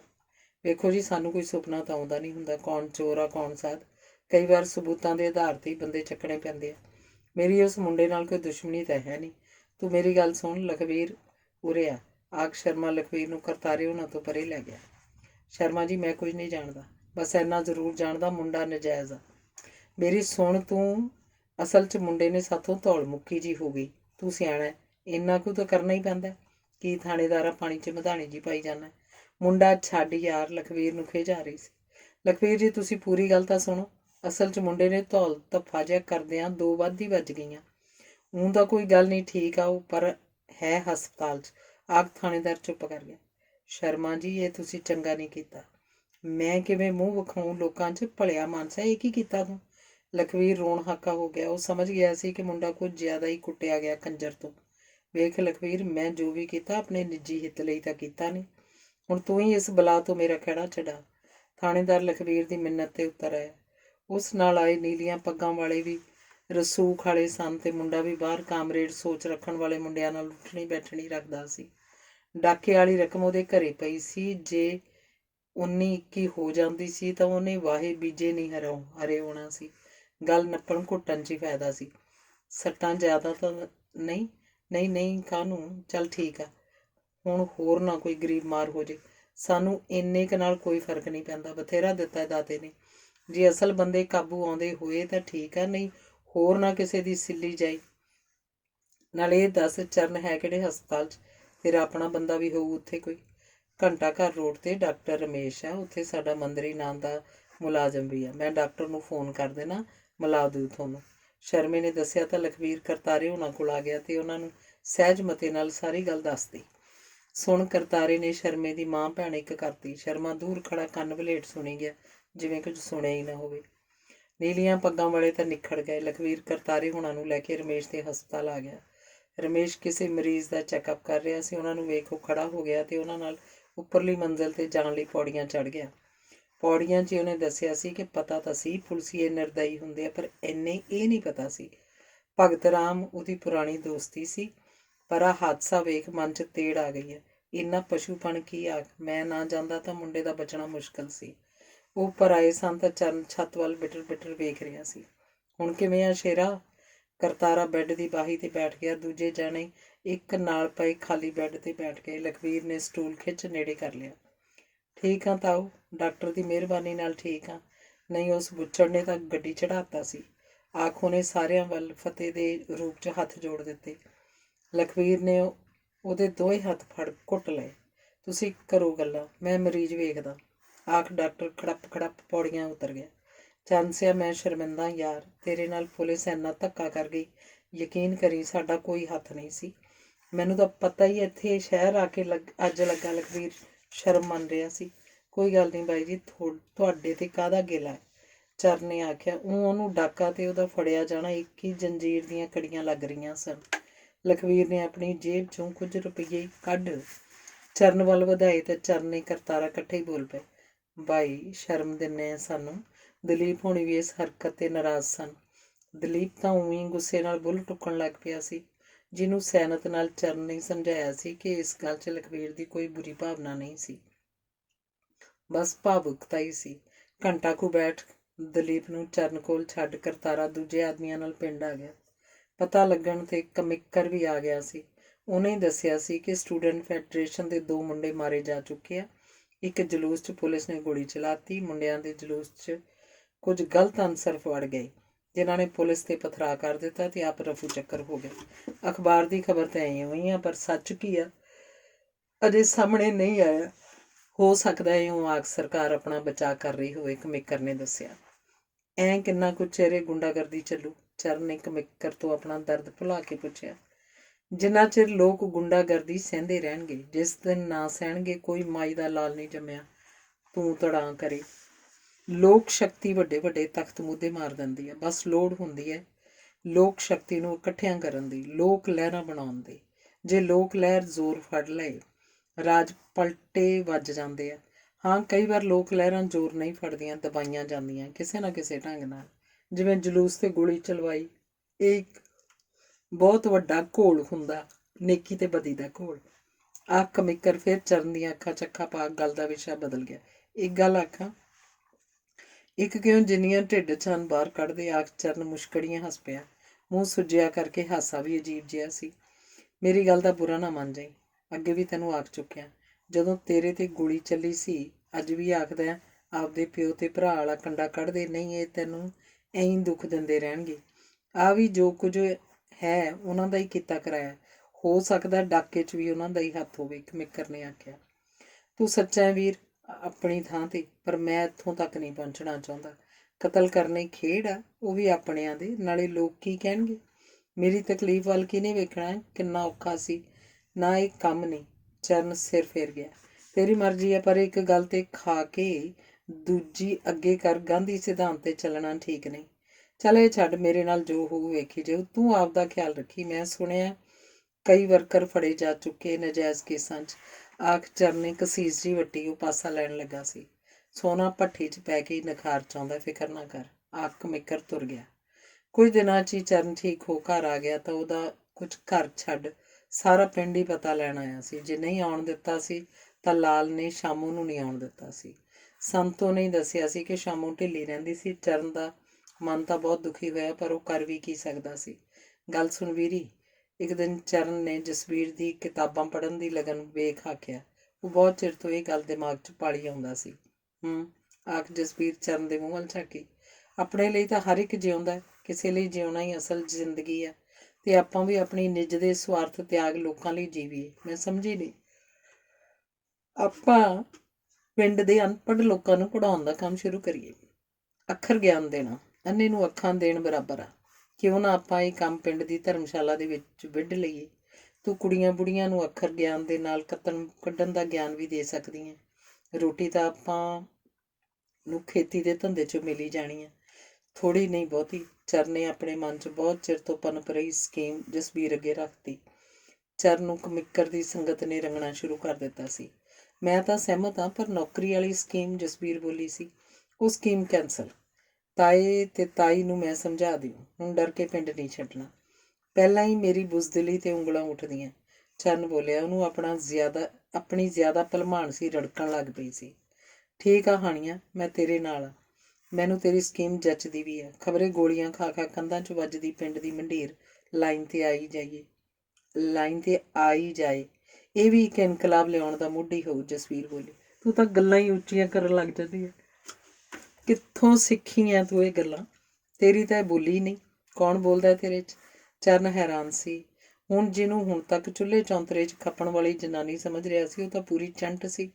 ਆ ਜਿਹੜੀਆਂ ਕਿਤਾਬਾਂ ਦੀ ਅਲਮਾਰੀ ਭਰੀ ਪਈ ਹੈ, ਇਹਨਾਂ ਤੋਂ ਵੱਧ ਕੌਣ ਸਿੱਖਿਆ ਦੇ ਸਕਦਾ? ਮੈਂ ਸਾਰੀਆਂ ਕਿਤਾਬਾਂ ਘੋਟ ਛੱਡੀਆਂ, ਜਸਵੀਰ ਨੇ ਦੱਸਿਆ। ਕਮਾਲ ਆ ਬਈ। ਆਪਾਂ ਤਾਂ ਫਿਰ 1 ਤੇ 1 11 ਹੋ ਗਏ। ਲੈ ਵੀਰੀ, ਮੇਰੇ ਸਿਰ 'ਤੇ ਇੱਕ ਬਹੁਤ ਵੱਡਾ ਬੋਝ ਲੈ ਗਿਆ। ਜਦੋਂ ਜੀਵਨ ਸਾਥੀ ਮੋਢੇ ਨਾਲ ਮੋਢਾ ਜੋੜ ਕੇ ਚੱਲਣ ਲਈ ਤਿਆਰ ਹੋਵੇ, ਔਖੀ ਤੋਂ ਔਖੀ ਮੰਜ਼ਿਲ ਵੀ ਪੈਰਾਂ 'ਚ ਹੁੰਦੀ ਹੈ। ਚਰਨ ਨੂੰ ਜਸਵੀਰ ਦੀ ਸੁਣ ਜਿਵੇਂ ਸਾਰੀ ਦੁਨੀਆ ਦੀ ਦੌਲਤ ਮਿਲ ਗਈ। ਹਾਣੀਆ ਇੱਕ ਕੰਮ ਹੋਰ ਆ ਆਪਣੇ ਕਰਨ ਵਾਲਾ। ਕੀ? ਜੇ ਕਰਨ ਵਾਲਾ ਹੋਇਆ ਜ਼ਰੂਰ ਕਰਾਂਗੇ, ਤੂੰ ਮੂੰਹੋਂ ਕੱਢ। ਮਾਂ ਜੀ ਵੀ ਆਪਣੇ ਕੋਲ ਲੈ ਆਈਏ। ਸੁਣਿਆ ਭੂਆ ਕਰਮੋਂ ਉਹਨਾਂ ਨੂੰ ਬਹੁਤ ਤੰਗ ਕਰਦੀ ਹੈ। ਕਸਰ ਬਾਪੂ ਜੀ ਹੋਣੀ ਵੀ ਨਹੀਂ ਛੱਡਦੇ। ਜਸਵੀਰ ਨੂੰ ਲਾਲ ਨੂੰ ਬਾਪੂ ਆਖਣਾ ਬੜਾ ਅਜੀਬ ਜਿਹਾ ਲੱਗਾ ਸੀ, ਪਰ ਉਹ ਹੋਰ ਸ਼ਬਦ ਵਰਤੇ ਦੀ ਵੀ ਕਿਹੜਾ। ਮੈਂ ਤੇਰੀ ਗੱਲ ਨਾਲ ਸਹਿਮਤ ਹਾਂ। ਮੇਰੇ ਤੇ ਵੀ ਇਹ ਬਹੁਤ ਵੱਡਾ ਭਾਰ ਆ ਕਿ ਮੈਂ ਮਾਂ ਸ਼ਾਮੋ ਲਈ ਕੁਝ ਨਹੀਂ ਕਰ ਸਕਿਆ। ਜੀ ਤਾਂ ਕਰਦਾ ਇੱਧਰ ਮੰਜਾ ਚੱਕ ਲਿਆਵਾਂ। ਹੁਣ 2 ਬੁੱਧਾਂ ਵਿੱਚ ਕਿਵੇਂ ਕਰਾਂ? ਮਾਂ ਨੇ ਉਹ ਘਰ ਛੱਡਣਾ ਨਹੀਂ, ਛੱਡ ਵੀ ਨਹੀਂ ਸਕਦੀ, ਤੇ ਨਾ ਹੀ ਉਹਨਾਂ ਕੰਜਰਾਂ ਮੰਜਾ ਚੱਕਣ ਦੇਣਾ। ਜਿਉਂਦਿਆਂ ਦੇ ਵਿਛੋੜੇ ਪੈ ਜਾਣ, ਉਹ ਵੀ ਕੋਲ ਰਹਿੰਦਿਆਂ ਬੜਾ ਔਖਾ ਹੁੰਦਾ। ਮੈਂ ਕਿੰਨਾ ਮਾਂ ਲਈ ਤੜਫਦਾ ਮੈਂ ਹੀ ਜਾਣਦਾ। ਕਿਤੇ ਕਿਤੇ ਲੱਗਦਾ ਕਾਲਜਾ ਪਾਟ ਜਾਊ। ਚਰਨ ਨੇ ਆਖਿਆ। ਉਸ ਰਾਤ ਉਹ ਵੱਡੀ ਰਾਤ ਤੱਕ ਗੱਲਾਂ ਕਰਦੇ ਰਹੇ। ਫਿਰ ਜਸਵੀਰ ਤਾਂ ਸੌਂ ਗਈ। ਚਰਨ ਨੂੰ ਨੀਂਦ ਨਾ ਆਈ। ਬਚਪਨ ਦਿਮਾਗ 'ਚ ਘੁੰਮਣ ਲੱਗਾ। ਚਰਨ ਆਪਣੇ ਸਾਥੀਆਂ ਨਾਲ ਸਕੂਲੋਂ ਅੱਧੀ ਛੁੱਟੀ ਮਿਲੀ ਤੋਂ ਘਰ ਨੂੰ ਆ ਰਿਹਾ ਸੀ। ਰਾਹ 'ਚ ਪੈਂਦੇ ਕੈਲੂ ਕਾਣੇ ਨੇ ਕਿ ਨਲਕੇ ਤੋਂ ਫੱਟੀ ਪੋਚ ਜਦੋਂ ਘਰ ਵੱਲ ਤੁਰਿਆ ਤਾਂ ਕਈ ਬੱਚੇ ਫੱਟੀਆਂ ਘੁਮਾਉਂਦੇ ਆਖਣ ਲੱਗ ਪਏ, ਸੁੱਕ ਸੁੱਕ ਫੱਟੀਏ, ਸੁਕਾਉਣ ਵਾਲੇ ਆਏ ਆ। ਉਹਦੇ ਹੱਥੋਂ ਫੱਟੀ ਛੁੱਟ ਗਈ। ਜੋ ਮਗਰ ਆਉਂਦੇ ਸੋਹਣ ਨੇ ਚੱਕ ਕੰਧ 'ਚ ਮਾਰੀ ਤੇ ਫੱਟੀ ਦੇ 2 ਟੋਟੇ ਹੋ ਗਏ। ਉਲਟਾ ਸੋਹਣੇ ਆਖ ਭੱਜ ਗਿਆ, ਘਰੇ ਤਾਂ ਬਾਪੂ ਨੂੰ ਦੱਸੂ ਤੂੰ ਫੱਟੀ ਤੋੜਤੀ ਆ। ਚਰਨ ਨੂੰ ਆਪਣੇ ਬਾਪੂ ਦੀ ਕੁੱਟ ਤੋਂ ਡਰ ਲੱਗਣ ਲੱਗ ਪਿਆ। ਸੋਹਣ ਨੇ ਉਹਦੇ ਸਿਰ ਫੱਟੀ ਲਾ ਦੇਣੀ ਸੀ ਤੇ ਲਾਲ ਨੇ ਉਹਨੂੰ ਖਲਿੱਪੜਨਾ ਸੀ। ਚਰਨ ਨੇ ਫੱਟੀ ਜੋੜ ਕੇ ਵੇਖੀ, ਬਰੀਕ ਜਿਹੀ ਝੀਤ ਬਣਦੀ ਸੀ। ਕੁਝ ਦਿਨ ਪਹਿਲਾਂ ਉਹ ਆਪਣੇ ਇੱਕ ਆੜੀ ਨਾਲ ਮਿਸਤਰੀਆਂ ਦੇ ਉਹਦੀ ਟੁੱਟੀ ਫੁੱਟੀ ਨੂੰ ਪੱਤੀਆਂ ਲਵਾਉਣ ਗਿਆ ਸੀ। ਪੱਤੀ ਰੱਖ ਮੇਖਾਂ ਲਾ ਫੱਟੀ ਬਣ ਸਕਦੀ ਸੀ। ਬਾਕੀ ਬੱਚੇ ਤਾਂ ਆਪੇ ਆਪਣੇ ਘਰਾਂ ਨੂੰ ਤੁਰ ਗਏ ਰੋਟੀ ਖਾਣ, ਪਰ ਉਹ ਮਿਸਤਰੀ ਦੀ ਦੁਕਾਨ ਵੱਲ ਤੁਰ ਗਿਆ। 2 ਮੱਝਾਂ ਤੇ 1 ਗਾਂ ਸਾਰੀ ਛੁੱਟੀ ਵੇਲੇ ਚਰਨ ਨੂੰ ਹੀ ਚਾਰਨ ਲਿਜਾਣੀ ਪੈਂਦੀ ਸੀ। ਲਾਲ ਨੇ ਸੋਹਣ ਨੂੰ ਤਾਂ ਕਦੀ ਆਖਿਆ ਹੀ ਨਹੀਂ ਸੀ। ਗਾਂ ਦੀ ਮੱਝਾਂ ਨਾਲ ਦਾਲ ਨਹੀਂ ਗਲਦੀ ਸੀ। ਜੇ ਮੱਝਾਂ ਛੱਪੜ 'ਚ ਬੈਠ ਜਾਂਦੀਆਂ ਤਾਂ ਗਾਂ ਖੇਤਾਂ ਵੱਲ ਨਿਕਲ ਜਾਂਦੀ। ਚਰਨ ਦੇ ਸਾਥੀ ਕਿੱਕਰਾਂ ਹੇਠ ਖੇਡਣ ਲੱਗ ਜਾਂਦੇ। ਉਹ ਗਾਂ ਮਗਰ ਹੀਓ ਕਰਦਾ ਫਿਰਦਾ, ਮਸਾਂ ਵੱਲ ਰੱਖਦਾ। ਫਿਰ ਤਾਏ ਕਰਤਾਰੇ ਨੇ ਚਰਨ ਨੂੰ ਨਾਲ ਲਿਜਾ ਕੇ ਵੱਢ ਖਾਣੇ ਮਿਸਤਰੀ ਤੋਂ ਡਾਹਾ ਬਣਵਾ ਕੇ ਦਿੱਤਾ ਸੀ। ਫਿਰ ਗਾਂ ਟਿਕਣ ਲੱਗੀ ਸੀ। ਫੱਟੀ ਲੈ ਚਰਨ ਵੱਢ ਖਾਣੇ ਕੋਲ ਗਿਆ ਤਾਂ ਵੱਢ ਖਾਣਾ ਅੱਗੇ ਹੀ ਗਰਮ ਹੋਇਆ ਬੈਠਾ ਸੀ। ਫੱਗੂ ਘੋਰੀ ਨੇ ਦੁਕਾਨ 'ਚ ਵੜਦੇ ਹੀ ਮੋਢੇ ਤੋਂ ਕਸੀਆਂ ਲਾ ਵੱਢ ਖਾਣੇ ਅੱਗੇ ਰੱਖਦਿਆਂ ਆਖਿਆ ਸੀ, ਆਹ ਕੁੱਟੀ ਕੇਰਾਂ ਮਿੰਟ ਮਾਰ। ਕਿਉਂ, ਅੱਗ ਲੱਗੀ ਹੈ? ਐਡੀ ਛੇਤੀ ਜਿਹੜੀ ਜਾ ਕੇ ਬੁਝਾਉਣੀ ਆ? ਆਖ ਵੱਢ ਖਾਣੇ ਨੇ ਕਸੀਆਂ ਚੱਕ ਰਾਹ 'ਚ ਚਲਾ ਕੇ ਮਾਰਿਆ ਤੇ ਚਰਨ ਵੱਲ ਝਾਕਿਆ, ਜਿਹੜਾ ਠਟੰਬਰਿਆ ਜਿਹਾ ਖੜਾ ਸੀ। ਫੱਗੂ ਬੁੜਬੁੜ ਕਰਦਾ ਕਸੀਆਂ ਚੱਕਣ ਤੁਰ ਗਿਆ। ਤੇਰੇ ਨਾਲੋਂ ਤਾਂ ਅੱਜ ਜਵਾਕ ਹੀ ਸਿਆਣਾ। ਅੱਗ ਤਾਂ ਨਹੀਂ ਮਚਾਈ ਆ ਕੇ, ਆਰਾਮ ਨਾਲ ਖੜ ਗਿਆ। ਤੁਹਾਡੇ ਘਰੇ 6 ਮਹੀਨੇ ਦਾਣੇ ਲੈਣ ਜਾਈਦਾ ਤਾਂ 100 ਨਖਰੇ ਕਰਦੇ ਆ। ਐਤਕੀ ਤਾਂ ਕਣਕ ਵੀ ਝਾਰ ਵਾਲੀ ਦਿੱਤੀ ਸੀ। ਗਰੀਬ ਦੀ ਤਾਂ ਲੋਕੀ ਮਿਹਨਤ ਦੇ ਕੇ ਨਹੀਂ ਰਾਜੀ। ਲੈ ਸ਼ੇਰਾ ਤੂੰ ਕਰ ਫੱਟੀ। ਆਖ ਉਹਨੇ ਚਰਨੇ ਹੱਥੋਂ ਫੱਟੀ ਫੜ ਲਈ ਸੀ। ਮੇਖ ਲਿਆਇਆ ਕੋਈ? ਪੱਤੀ ਵੀ ਲੱਗੂ। ਚੱਲ ਕੋਈ ਨਾ, ਲਾ ਦਿੰਨਾ ਮੈਂ ਇੱਥੋਂ ਭਾਲ ਕੇ। ਆਖ ਉਹ ਪਾਸੇ ਪਏ ਬਕਸੇ 'ਚੋਂ ਹੱਥ ਮਾਰਨ ਲੱਗ ਪਿਆ ਅਤੇ ਬੋਲੀ ਵੀ ਗਿਆ, ਨੂਰਾਂ ਦਾ ਕਾਕਾ ਹੈ ਬਈ। ਬੱਲੇ ਬੱਲੇ ਜਵਾਨਾ, ਬੜੀ ਵਧੀਆ ਔਰਤ ਸੀ ਬਈ ਤੇਰੀ ਮਾਂ। ਆਪਾਂ ਨਹੀਂ ਵੀ ਇੰਨੀ ਲਿਆਕਤ ਕਿਸੇ ਬੁੜੀ 'ਚ ਵੇਖਣੀ। ਉਹ ਫੱਟੀ ਵੀ ਠੀਕ ਕਰਦਾ ਰਿਹਾ, ਬੋਲੀ ਵੀ ਗਿਆ ਸੀ। ਚਰਨ ਉਸ ਦਿਨ ਅੱਧੀ ਛੁੱਟੀ ਘਰ ਨਹੀਂ ਆਇਆ ਸੀ। ਭੁੱਖਣ ਭਾਣਾ ਹੀ ਫਿਰ ਸਕੂਲ ਜਾ ਵੜਿਆ ਸੀ। ਇੱਕ ਵਾਰ ਸ਼ਾਮੋਂ ਕਿਤੇ ਗਰਾਂ ਗਈ ਸੀ। ਚਰਨ ਆਥਣ ਵੇਲੇ ਘਰ ਹੀ ਸੀ। ਉਹਨੂੰ ਕਰਮੋਂ ਨੇ ਗੁਆਂਢੀਆਂ ਦੇ ਨਲਕੇ ਤੋਂ ਬਾਲਟੀਆਂ ਭਰ ਪਸ਼ੂਆਂ ਨੂੰ ਪਾਣੀ ਪਿਆਉਣ ਲਈ ਆਖਿਆ ਸੀ। ਬਾਲਟੀ ਵੱਡੀ ਸੀ, ਉਹ ਛੋਟਾ। ਉਹ 2 ਵਾਰੀ ਰਾਹ 'ਚ ਡਿੱਗਿਆ ਸੀ। ਨੱਕ ਦੀ ਨਸੀਰ ਫੁੱਟ ਗਈ ਸੀ। ਗੋਡੇ ਉੱਚੜ ਗਏ ਸਨ, ਪਰ ਕਰਮੋਂ ਦੀਆਂ ਗਾਲਾਂ ਨਹੀਂ ਬੰਦ ਹੋਈਆਂ ਸਨ। ਪਸ਼ੂਆਂ ਨੂੰ ਵੀ ਜਿਵੇਂ ਉਹਦੇ ਨਾਲ ਹੀ ਜਿੱਦ ਸੀ। ਪਾਣੀ ਪੀਣੋਂ ਹਟ ਹੀ ਨਹੀਂ ਰਹੇ ਸਨ। ਝੋਟੀ ਨੇ ਬੱਠਲ 'ਚ ਪੈਰ ਰੱਖ ਦਿੱਤਾ ਸੀ ਤਾਂ ਕਰਮੋਂ ਉਹਨੂੰ ਧੜੇ ਧੜੇ ਕੁੱਟਣ ਲੱਗ ਪਈ ਸੀ। ਜਾਂ ਉਹ ਜਾਣਦਾ ਸੀ ਉਸ ਨਾਲ ਕੀ ਬਣੀ ਸੀ, ਜਾਂ ਨਲਕਾ ਜਿਹਦਾ ਕਿੱਲ ਨਿਕਲ ਜਾਂਦਾ। ਕਿੱਲ ਨਿਕਲ ਪਾਸੇ ਬੁੜਕ ਗਿਆ, ਥਿਆਇਆ ਨਾ। ਚਰਨ ਨੂੰ ਭਾਲਦਿਆਂ ਚਿਰ ਲੱਗ ਗਿਆ ਤਾਂ ਕਰਮੋਂ ਨੇ ਉਹਨੂੰ ਅੰਦਰ ਵੜ ਕੇ ਕੁੱਟਿਆ ਸੀ। ਚਰਨ ਨੇ ਦੂਹਰੀ ਵਾਰੀ ਕੁੱਟ ਪਈ ਸੀ। ਕਰਮੋਂ ਜਿਵੇਂ ਅੱਜ ਉਸ ਤੇ ਹੀ ਸੀ। ਚਰਨ ਦਾ ਧਿਆਨ ਪਲਟਿਆ। ਜਸਬੀਰ ਘੂਕ ਸੁੱਤੀ ਪਈ ਸੀ। ਉਹ ਵੀ ਪਾਣੀ ਦੀਆਂ 2 ਘੁੱਟਾਂ ਪੀ ਫੇਰ ਟੇਢਾ ਹੋ ਗਿਆ। ਸਰੀਰ ਮੁੜਕੋ ਮੁੜਕੀ ਹੋਇਆ ਪਿਆ ਸੀ। ਅੰਗ 15। ਸਾਰਿਆਂ ਦਾ ਧਿਆਨ ਕੱਦੀ ਦੀ ਗੱਲ ਵੱਲੋਂ ਉਸ ਵੇਲੇ ਪਟਿਆ ਗਿਆ ਜਦੋਂ ਮੁੱਛਲ ਦੇ ਘਰ ਵਾਲੀ ਬੂ ਬੂ ਕਰਦੀ ਸੱਥ 'ਚ ਆਈ। ਚਲਦੀ ਗੱਲ 'ਚ ਬਰੇਕਾਂ ਲੱਗ ਗਈਆਂ। ਉਹਨਾਂ ਨੂੰ ਤਾਂ ਗੱਲਾਂ ਦੇ ਸਵਾਦ 'ਚ ਪਤਾ ਵੀ ਨਹੀਂ ਲੱਗਾ ਸੀ ਕਿ ਕਦੋਂ ਚਾਹ ਵੇਲਾ ਹੋ ਗਿਆ ਸੀ। ਕਿਉਂ, ਕੀ ਗੱਲ ਹੋ ਗਈ? ਤੂੰ ਸੰਗ ਟੱਟਦੀ ਆਉਣੀ ਆ, ਪਾਲੇ ਮੁੱਛਲ ਨੇ ਪੈਰਾਂ 'ਚ ਜੁੱਤੀ ਪਸਾਉਂਦਿਆਂ ਕਿਹਾ। ਨਾ ਤੈਨੂੰ ਗੱਲ ਦਾ ਪਤਾ ਹੀ ਨਹੀਂ। ਪਰਛਾਵੇਂ ਤਾਂ ਵੇਖ ਕਿੱਥੇ ਗਏ ਆ। ਮੇਰੀ ਮੁੰਡਿਆ, ਤੂੰ ਗੁੱਤ ਪਟਵਾਏਂਗਾ। ਚਾਹ ਨਹੀਂ ਲਿਜਾਣੀ ਸੀ, ਖੇਤ ਕਦੋਂ ਦੀ ਬਣੀ ਪਈ ਆ। ਨਾ ਤੈਨੂੰ ਕੀ, ਗੁੱਤ ਤਾਂ ਉਹਨਾਂ ਆ ਕੇ ਮੇਰੀ ਪੱਟਣੀ ਆ। ਆਪਦੀਆਂ ਮਾਵਾਂ ਨੂੰ ਤਾਂ ਆਖਣਾ ਕੁਛ ਨਹੀਂ। ਜਿੱਦੋ ਜਿੱਦੀ ਤੰਬੂ ਤਾਣ ਪੈ ਜਾਂਦੀਆਂ, ਧੜੀ ਧੜੀ ਅੰਨ ਖਾ ਕੇ। ਜੇ ਮੈਂ ਕਾਸੇ ਜੋਗਾ ਹੋਵਾਂ ਤਾਂ ਮੈਂ ਫੜਾ ਆਵਾਂ। ਅੱਗੇ ਕਿਹੜਾ ਕਿਤੇ ਫੜਾ ਕੇ ਨਹੀਂ ਆਉਂਦੀ। ਨਿਆਈ ਵਾਲੇ ਹੋਣ ਤਾਂ ਗੱਲ ਹੋਰ ਆ। ਅਗਲੇ ਖੇਤ 2 ਕੋਹ ਵਾਟ ਹੁਣ ਹੁੰਦੀ ਹੈ ਮੈਥੋਂ। ਪਰ ਤੈਨੂੰ ਕੀ, ਲਾਡ ਸਾਹਿਬ ਨੂੰ ਸੱਥਾਂ 'ਚ ਬਹਿਣ ਦੀ ਤਾਂ ਹੁਣ ਅਕਲ ਆਈ ਆ। ਲੋਕਾਂ ਦੀਆਂ ਚਾਹਾਂ ਕਿਹੜੇ ਵੇਲੇ ਦੀਆਂ ਗਈਆਂ। ਚੁੱਪ ਵੀ ਕਰ ਜਾ, ਹੁਣ ਲੱਗੀ ਜਾਨੀ ਐ। ਥਾਂ ਤਾਂ ਵੇਖ ਲਿਆ ਕਰ। ਫੜਾ ਆਉਣਾ ਮੈਂ, ਸਾਈਕਲ ਤੇ ਜਾਨਾ। ਪਰ ਤੂੰ ਜ਼ੁਬਾਨ ਤਾਂ ਮੂੰਹ 'ਚ ਪਾ। ਪਾਲਾ ਮੁੱਛਲ ਸੱਥ ਵਾਲਿਆਂ ਤੋਂ ਸ਼ਰਮ ਜੀ ਖਾਂਦਾ ਤੁਰ ਪਿਆ। ਪਰ ਉਹਦੇ ਘਰੋਂ ਉਹਦੇ ਮਗਰ ਜਾਂਦੀ ਜਾਂਦੀ ਅਜੇ ਵੀ ਬੋਲਦੀ ਜਾ ਰਹੀ ਸੀ। ਨਾ ਮੈਂ ਹੁਣ ਕਿਸੇ ਕੰਜਰ ਦਾ ਦੇਣਾ ਹੈ ਕੁਛ। ਜਿਉਂ ਪਾਠੀ ਬੋਲੇ ਦੀ ਉੱਠੀ ਆ। ਦੇ ਤੇਰੇ ਦੀ ਬਦਲਾ ਤਾਂ ਤੂੰ ਲਿਆ ਮੇਰਾ। ਜਿਹੜੇ 2 ਸਿਆੜ ਆ ਉਹਨਾਂ ਨੂੰ ਦੇ ਕੇ ਪਾਸੇ ਕੀਤਾ ਹੋਵੇ। ਆਪੇ ਗਲ ਪਿਆ ਢੋਲ ਵਜਾਉਣ। ਪਰ ਤੈਨੂੰ ਕੀ ਹੈ, ਆਥਣੇ ਡੱਫਣ ਨੂੰ ਮਿਲ ਜਾਂਦੀ ਹੈ ਘੁੱਟ ਕੋਈ। ਬਸ ਵੀ ਕਰ ਹੁਣ। ਉਹ ਜਿੰਨਾ ਚਿਰ ਆਪਣੇ ਘਰ ਵੱਲ ਮੁੜ ਨਹੀਂ ਗਏ ਸਨ, ਆਵਾਜ਼ਾਂ ਆਉਂਦੀਆਂ ਰਹੀਆਂ। ਕਾਮੀ ਤਾਂ ਬਹੁਤ ਆ, ਪਾਲੇ ਵਾਲੀ, ਪਰ ਲੜਨ ਨੂੰ ਵੀਹਾਂ ਵਰਗੀ ਆ। ਕਿਸੇ ਜਣੇ ਦੀ ਆਵਾਜ਼ ਆਈ। ਲੜੇ ਨਾ ਤਾਂ ਕੀ ਕਰੇ, ਕੰਮ ਕਰਨ ਦੀ ਵੀ ਇੱਕ ਉਮਰ ਹੁੰਦੀ ਹੈ। ਇਹਦੀਆਂ ਨੂੰਹਾਂ ਦੋਵੇਂ ਹੀ ਨਿਕੰਮੀਆਂ। ਚਲੋ ਆਪਾਂ ਵੀ ਹੁਣ ਚਾਹ ਪਾਣੀ ਪੀਏ ਜਾ ਕੇ। ਆਓ ਇਹ ਕੱਦੀ ਮੇਰੇ ਨਾਲ, ਤੈਨੂੰ ਚਾਹ ਪਿਆਵਾਂ। ਬਣੀ ਪਈ ਹੋ, ਆਖ ਦਲੀਪ ਵੀ ਆਪਣੀ ਖੁੰਡੀ ਚੱਕ ਉੱਠ ਖੜਿਆ। ਕੇਰਾਂ ਸਾਰੇ ਜਣੇ ਆਪੋ ਆਪਣੇ ਘਰਾਂ ਨੂੰ ਤੁਰ ਪਏ। ਸੱਥ ਵਿਹਲੀ ਹੋ ਗਈ। ਪੈਟਰੋਲ ਪੰਪ 'ਤੇ ਕੰਮ ਕਰਦੇ ਕਰਿੰਦੇ ਇੱਕ ਛੱਡ 2 ਜਣੇ ਨਾਲ ਦੇ ਢਾਬੇ 'ਤੇ ਰੋਟੀ ਖਾਣ ਤੁਰ ਗਏ। ਵਿੱਕੀ, ਬੱਲੀ ਤੇ ਧੀਰੀ ਇੱਕ ਬੰਦ ਪਏ ਸਰਵਿਸ ਸਟੇਸ਼ਨ ਦਾ ਅੜਤਲਾ ਜਿਹਾ ਲੈ ਆਪਣੀ ਸਾਰੀ ਊਰਜਾ ਹੀ ਇੱਧਰ ਹੀ ਰੱਖ ਰਹੇ ਸਨ। ਜਦ ਪੰਪ ਮਾਲਕ ਸੁਧੀਰ ਕੁਮਾਰ ਕੈਬਿਨ 'ਚੋਂ ਨਿਕਲ ਬਾਥਰੂਮ ਵੱਲ ਗਿਆ ਤਾਂ ਬੱਲੀ ਨੇ ਮੋਟਰਸਾਈਕਲ ਸਟਾਰਟ ਕਰ ਲਿਆ। ਵਿੱਕੀ ਤੇ ਧੀਰੀ ਮਗਰ ਬੈਠ ਗਏ। ਮੋਟਰਸਾਈਕਲ ਸ਼ੇਰ ਵਾਂਗ ਬੁੱਕਿਆ ਸੈਂਕ ਤੋਂ ਹੱਥ ਧੋ ਜਦ ਸੁਧੀਰ ਕੁਮਾਰ ਹੱਥ ਪੂੰਝਦਾ ਕਾਰ ਵੱਲ ਔਲਿਆ ਤਾਂ ਅਚਾਨਕ ਧਿਆਨ ਸਾਹਮਣੇ ਰੋਡ ਵੱਲ ਗਿਆ। ਜ਼ਿਆਦਾ ਦੂਰੀ ਨਹੀਂ ਸੀ। ਪਤਾ ਨਹੀਂ ਕਿਉਂ ਉਹਦਾ ਮੱਥਾ ਠਣਕਿਆ। ਆਪਣਾ ਹੱਥ ਲੱਕ ਨਾਲ ਟੰਗੇ ਰਿਵਾਲਵਰ ਵੱਲ ਗਿਆ ਤੇ ਉਦੋਂ ਹੀ ਇੱਕ ਧਮਾਕਾ ਹੋਇਆ। ਮੋਟਰਸਾਈਕਲ ਸੜਕ ਪਾਰ ਕਰ ਪਾਉਂਦਾ ਧੜੂ ਮੋਟਰਸਾਈਕਲ ਸ਼ਹਿਰ ਵੱਲੋਂ ਆਉਂਦੇ ਟਰਾਲੇ ਦੀ ਲਪੇਟ 'ਚ ਆ ਗਿਆ। ਟੱਕਰ ਇੰਨੀ ਜ਼ੋਰ ਦੀ ਹੋਈ ਸੀ ਕਿ ਖੜਕਾ ਦੂਰ ਤੱਕ ਸੁਣਿਆ। ਟਰਾਲੇ ਵਾਲੇ ਨੇ ਪਿੱਛਾ ਭੌਂ ਕੇ ਝਾਕਣ ਦੀ ਵੀ ਖੇਚਲ ਨਾ ਕੀਤੀ, ਰੇਸ ਹੋਰ ਖਿੱਚ ਦਿੱਤੀ। ਵਹਿੰਦਿਆਂ ਵਹਿੰਦਿਆਂ ਹੀ ਇਕੱਠ ਹੋ ਗਿਆ। ਬੱਲੀ ਤੇ ਧੀਰੀ ਜਮਾਂ ਹੀ ਕੁਚਲੇ ਜਾ ਚੁੱਕੇ ਸਨ। ਵਿੱਕੀ ਸੜਕ ਤੋਂ ਪਾਸੇ ਕੱਚੇ ਵੱਲ ਪਿਆ ਸੀ। ਭੀੜ ਨੇ ਉਹਨੂੰ ਵੇਖਿਆ ਤਾਂ ਬੇਹੋਸ਼ ਸੀ। ਕਈ ਥਾਵਾਂ ਤੋਂ ਖੂਨ ਨਿਕਲ ਰਿਹਾ ਸੀ। ਸੁਧੀਰ ਕੁਮਾਰ ਵੀ ਭੱਜ ਕੇ ਆ ਗਿਆ ਸੀ। ਪਾਣੀ ਲਿਆਓ ਕੋਈ ਜਣਾ, ਇਹ ਜਿਉਂਦਾ, ਛੇਤੀ ਕਰੋ, ਇਹਨੂੰ ਤਾਂ ਬਚਾਈਏ, ਕਿਸੇ ਨੇ ਆਖਿਆ ਤਾਂ ਕੋਈ ਜਣਾ ਭੱਜ ਕੇ ਪਾਣੀ ਲੈ ਆਇਆ। ਪਾਣੀ ਵਿੱਕੀ ਦੇ ਮੂੰਹ ਨੂੰ ਲਾਇਆ। ਛਿੱਟੇ ਮਾਰੇ ਤਾਂ ਉਹਨੂੰ ਹੋਸ਼ ਆ ਗਈ। ਬੈਠਣ ਦੀ ਕੋਸ਼ਿਸ਼ ਕੀਤੀ ਪਰ ਬੈਠ ਨਾ ਸਕਿਆ। ਸੁਧੀਰ ਗੱਡੀ ਲੈ ਆਇਆ। ਇਹਨੂੰ ਮੇਰੀ ਗੱਡੀ 'ਚ ਪਾਓ ਲੰਮਾ, ਮੈਡੀਕਲ ਹਸਪਤਾਲ ਲੈ ਕੇ ਚੱਲਦੇ ਹਾਂ, ਇਹਦੀ ਜਾਨ ਤਾਂ ਬਚੇ, ਸੁਧੀਰ ਕੁਮਾਰ ਨੇ ਆਖਿਆ। ਨੋਟਾਂ ਵਾਲਾ ਬੈਗ ਉਹਦੀ ਬਾਂਹ 'ਚ ਲਮਕ ਰਿਹਾ ਸੀ। ਵਿੱਕੀ ਆਪਣੀ ਪੀੜ ਭੁੱਲ ਸੁਧੀਰ ਦੇ ਮੂੰਹ ਵੱਲ ਝਾਕਿਆ। ਫਿਰ ਅਚਾਨਕ ਹੀ ਮੂੰਹ 'ਚੋਂ ਨਿਕਲਿਆ, ਮੇਰੇ ਨਾਲ ਦੇ। ਸੌਰੀ ਕਾਕਾ, ਤੁਸੀਂ ਸ਼ੁਕਰ ਕਰੋ ਤੁਹਾਡੀ ਜਾਨ ਬਚ ਗਈ। ਪਰ ਉਹ ਤਾਂ ਸੁਧੀਰ ਕੁਮਾਰ ਦਿਓ ਨਾ ਚਾਹੁੰਦਿਆਂ ਵੀ ਮੂੰਹ 'ਚੋਂ ਨਿਕਲ ਗਿਆ ਤੇ ਉਹ ਉਸ ਬੰਨੇ ਝਾਕਿਆ ਜਿੱਧਰ 2 ਕੁਚਲੇ ਹੋਏ ਸਰੀਰ ਪਏ ਸਨ। ਪੁਲਿਸ ਆਈ ਤਾਂ ਭੀੜ ਖਿੱਲਰ ਗਈ। ਸੁਧੀਰ ਕੁਮਾਰ ਵਿੱਕੀ ਨੂੰ ਕਾਰ 'ਚ ਪਾ ਕੇ ਮੈਡੀਕਲ ਲੈ ਗਿਆ। ਸੁਧੀਰ ਕੁਮਾਰ ਦਾ ਸ਼ਹਿਰ 'ਚ ਰਸੂਖ ਸੀ। ਡਾਕਟਰਾਂ ਨਾਲ ਪਹਿਚਾਣ ਸੀ। ਵਿੱਕੀ ਨੂੰ ਛੇਤੀ ਹੱਥ ਪਾ ਲਿਆ ਗਿਆ। ਘਬਰਾਉਣ ਦੀ ਲੋੜ ਨਹੀਂ, ਦੋਹਾਂ ਥਾਵਾਂ ਤੋਂ ਲੱਤ ਟੁੱਟੀ ਹੈ, ਇੱਕ ਬਾਂਹ ਵੀ ਆ, ਜਾਂ ਮਾੜੀਆਂ ਮੋਟੀਆਂ ਹੋਰ ਸੱਟਾਂ। ਫਿਕਰ ਵਾਲੀ ਤਾਂ ਕੋਈ ਗੱਲ ਹੀ ਕੋਈ ਨਹੀਂ, ਡਾਕਟਰਾਂ ਨੇ ਸੁਧੀਰ ਕੁਮਾਰ ਨੂੰ ਦੱਸਿਆ। ਤੁਸੀਂ ਖਰਚ ਦਾ ਫਿਕਰ ਨਹੀਂ, ਬੰਦਾ ਠੀਕ ਹੋਣਾ ਚਾਹੀਦਾ।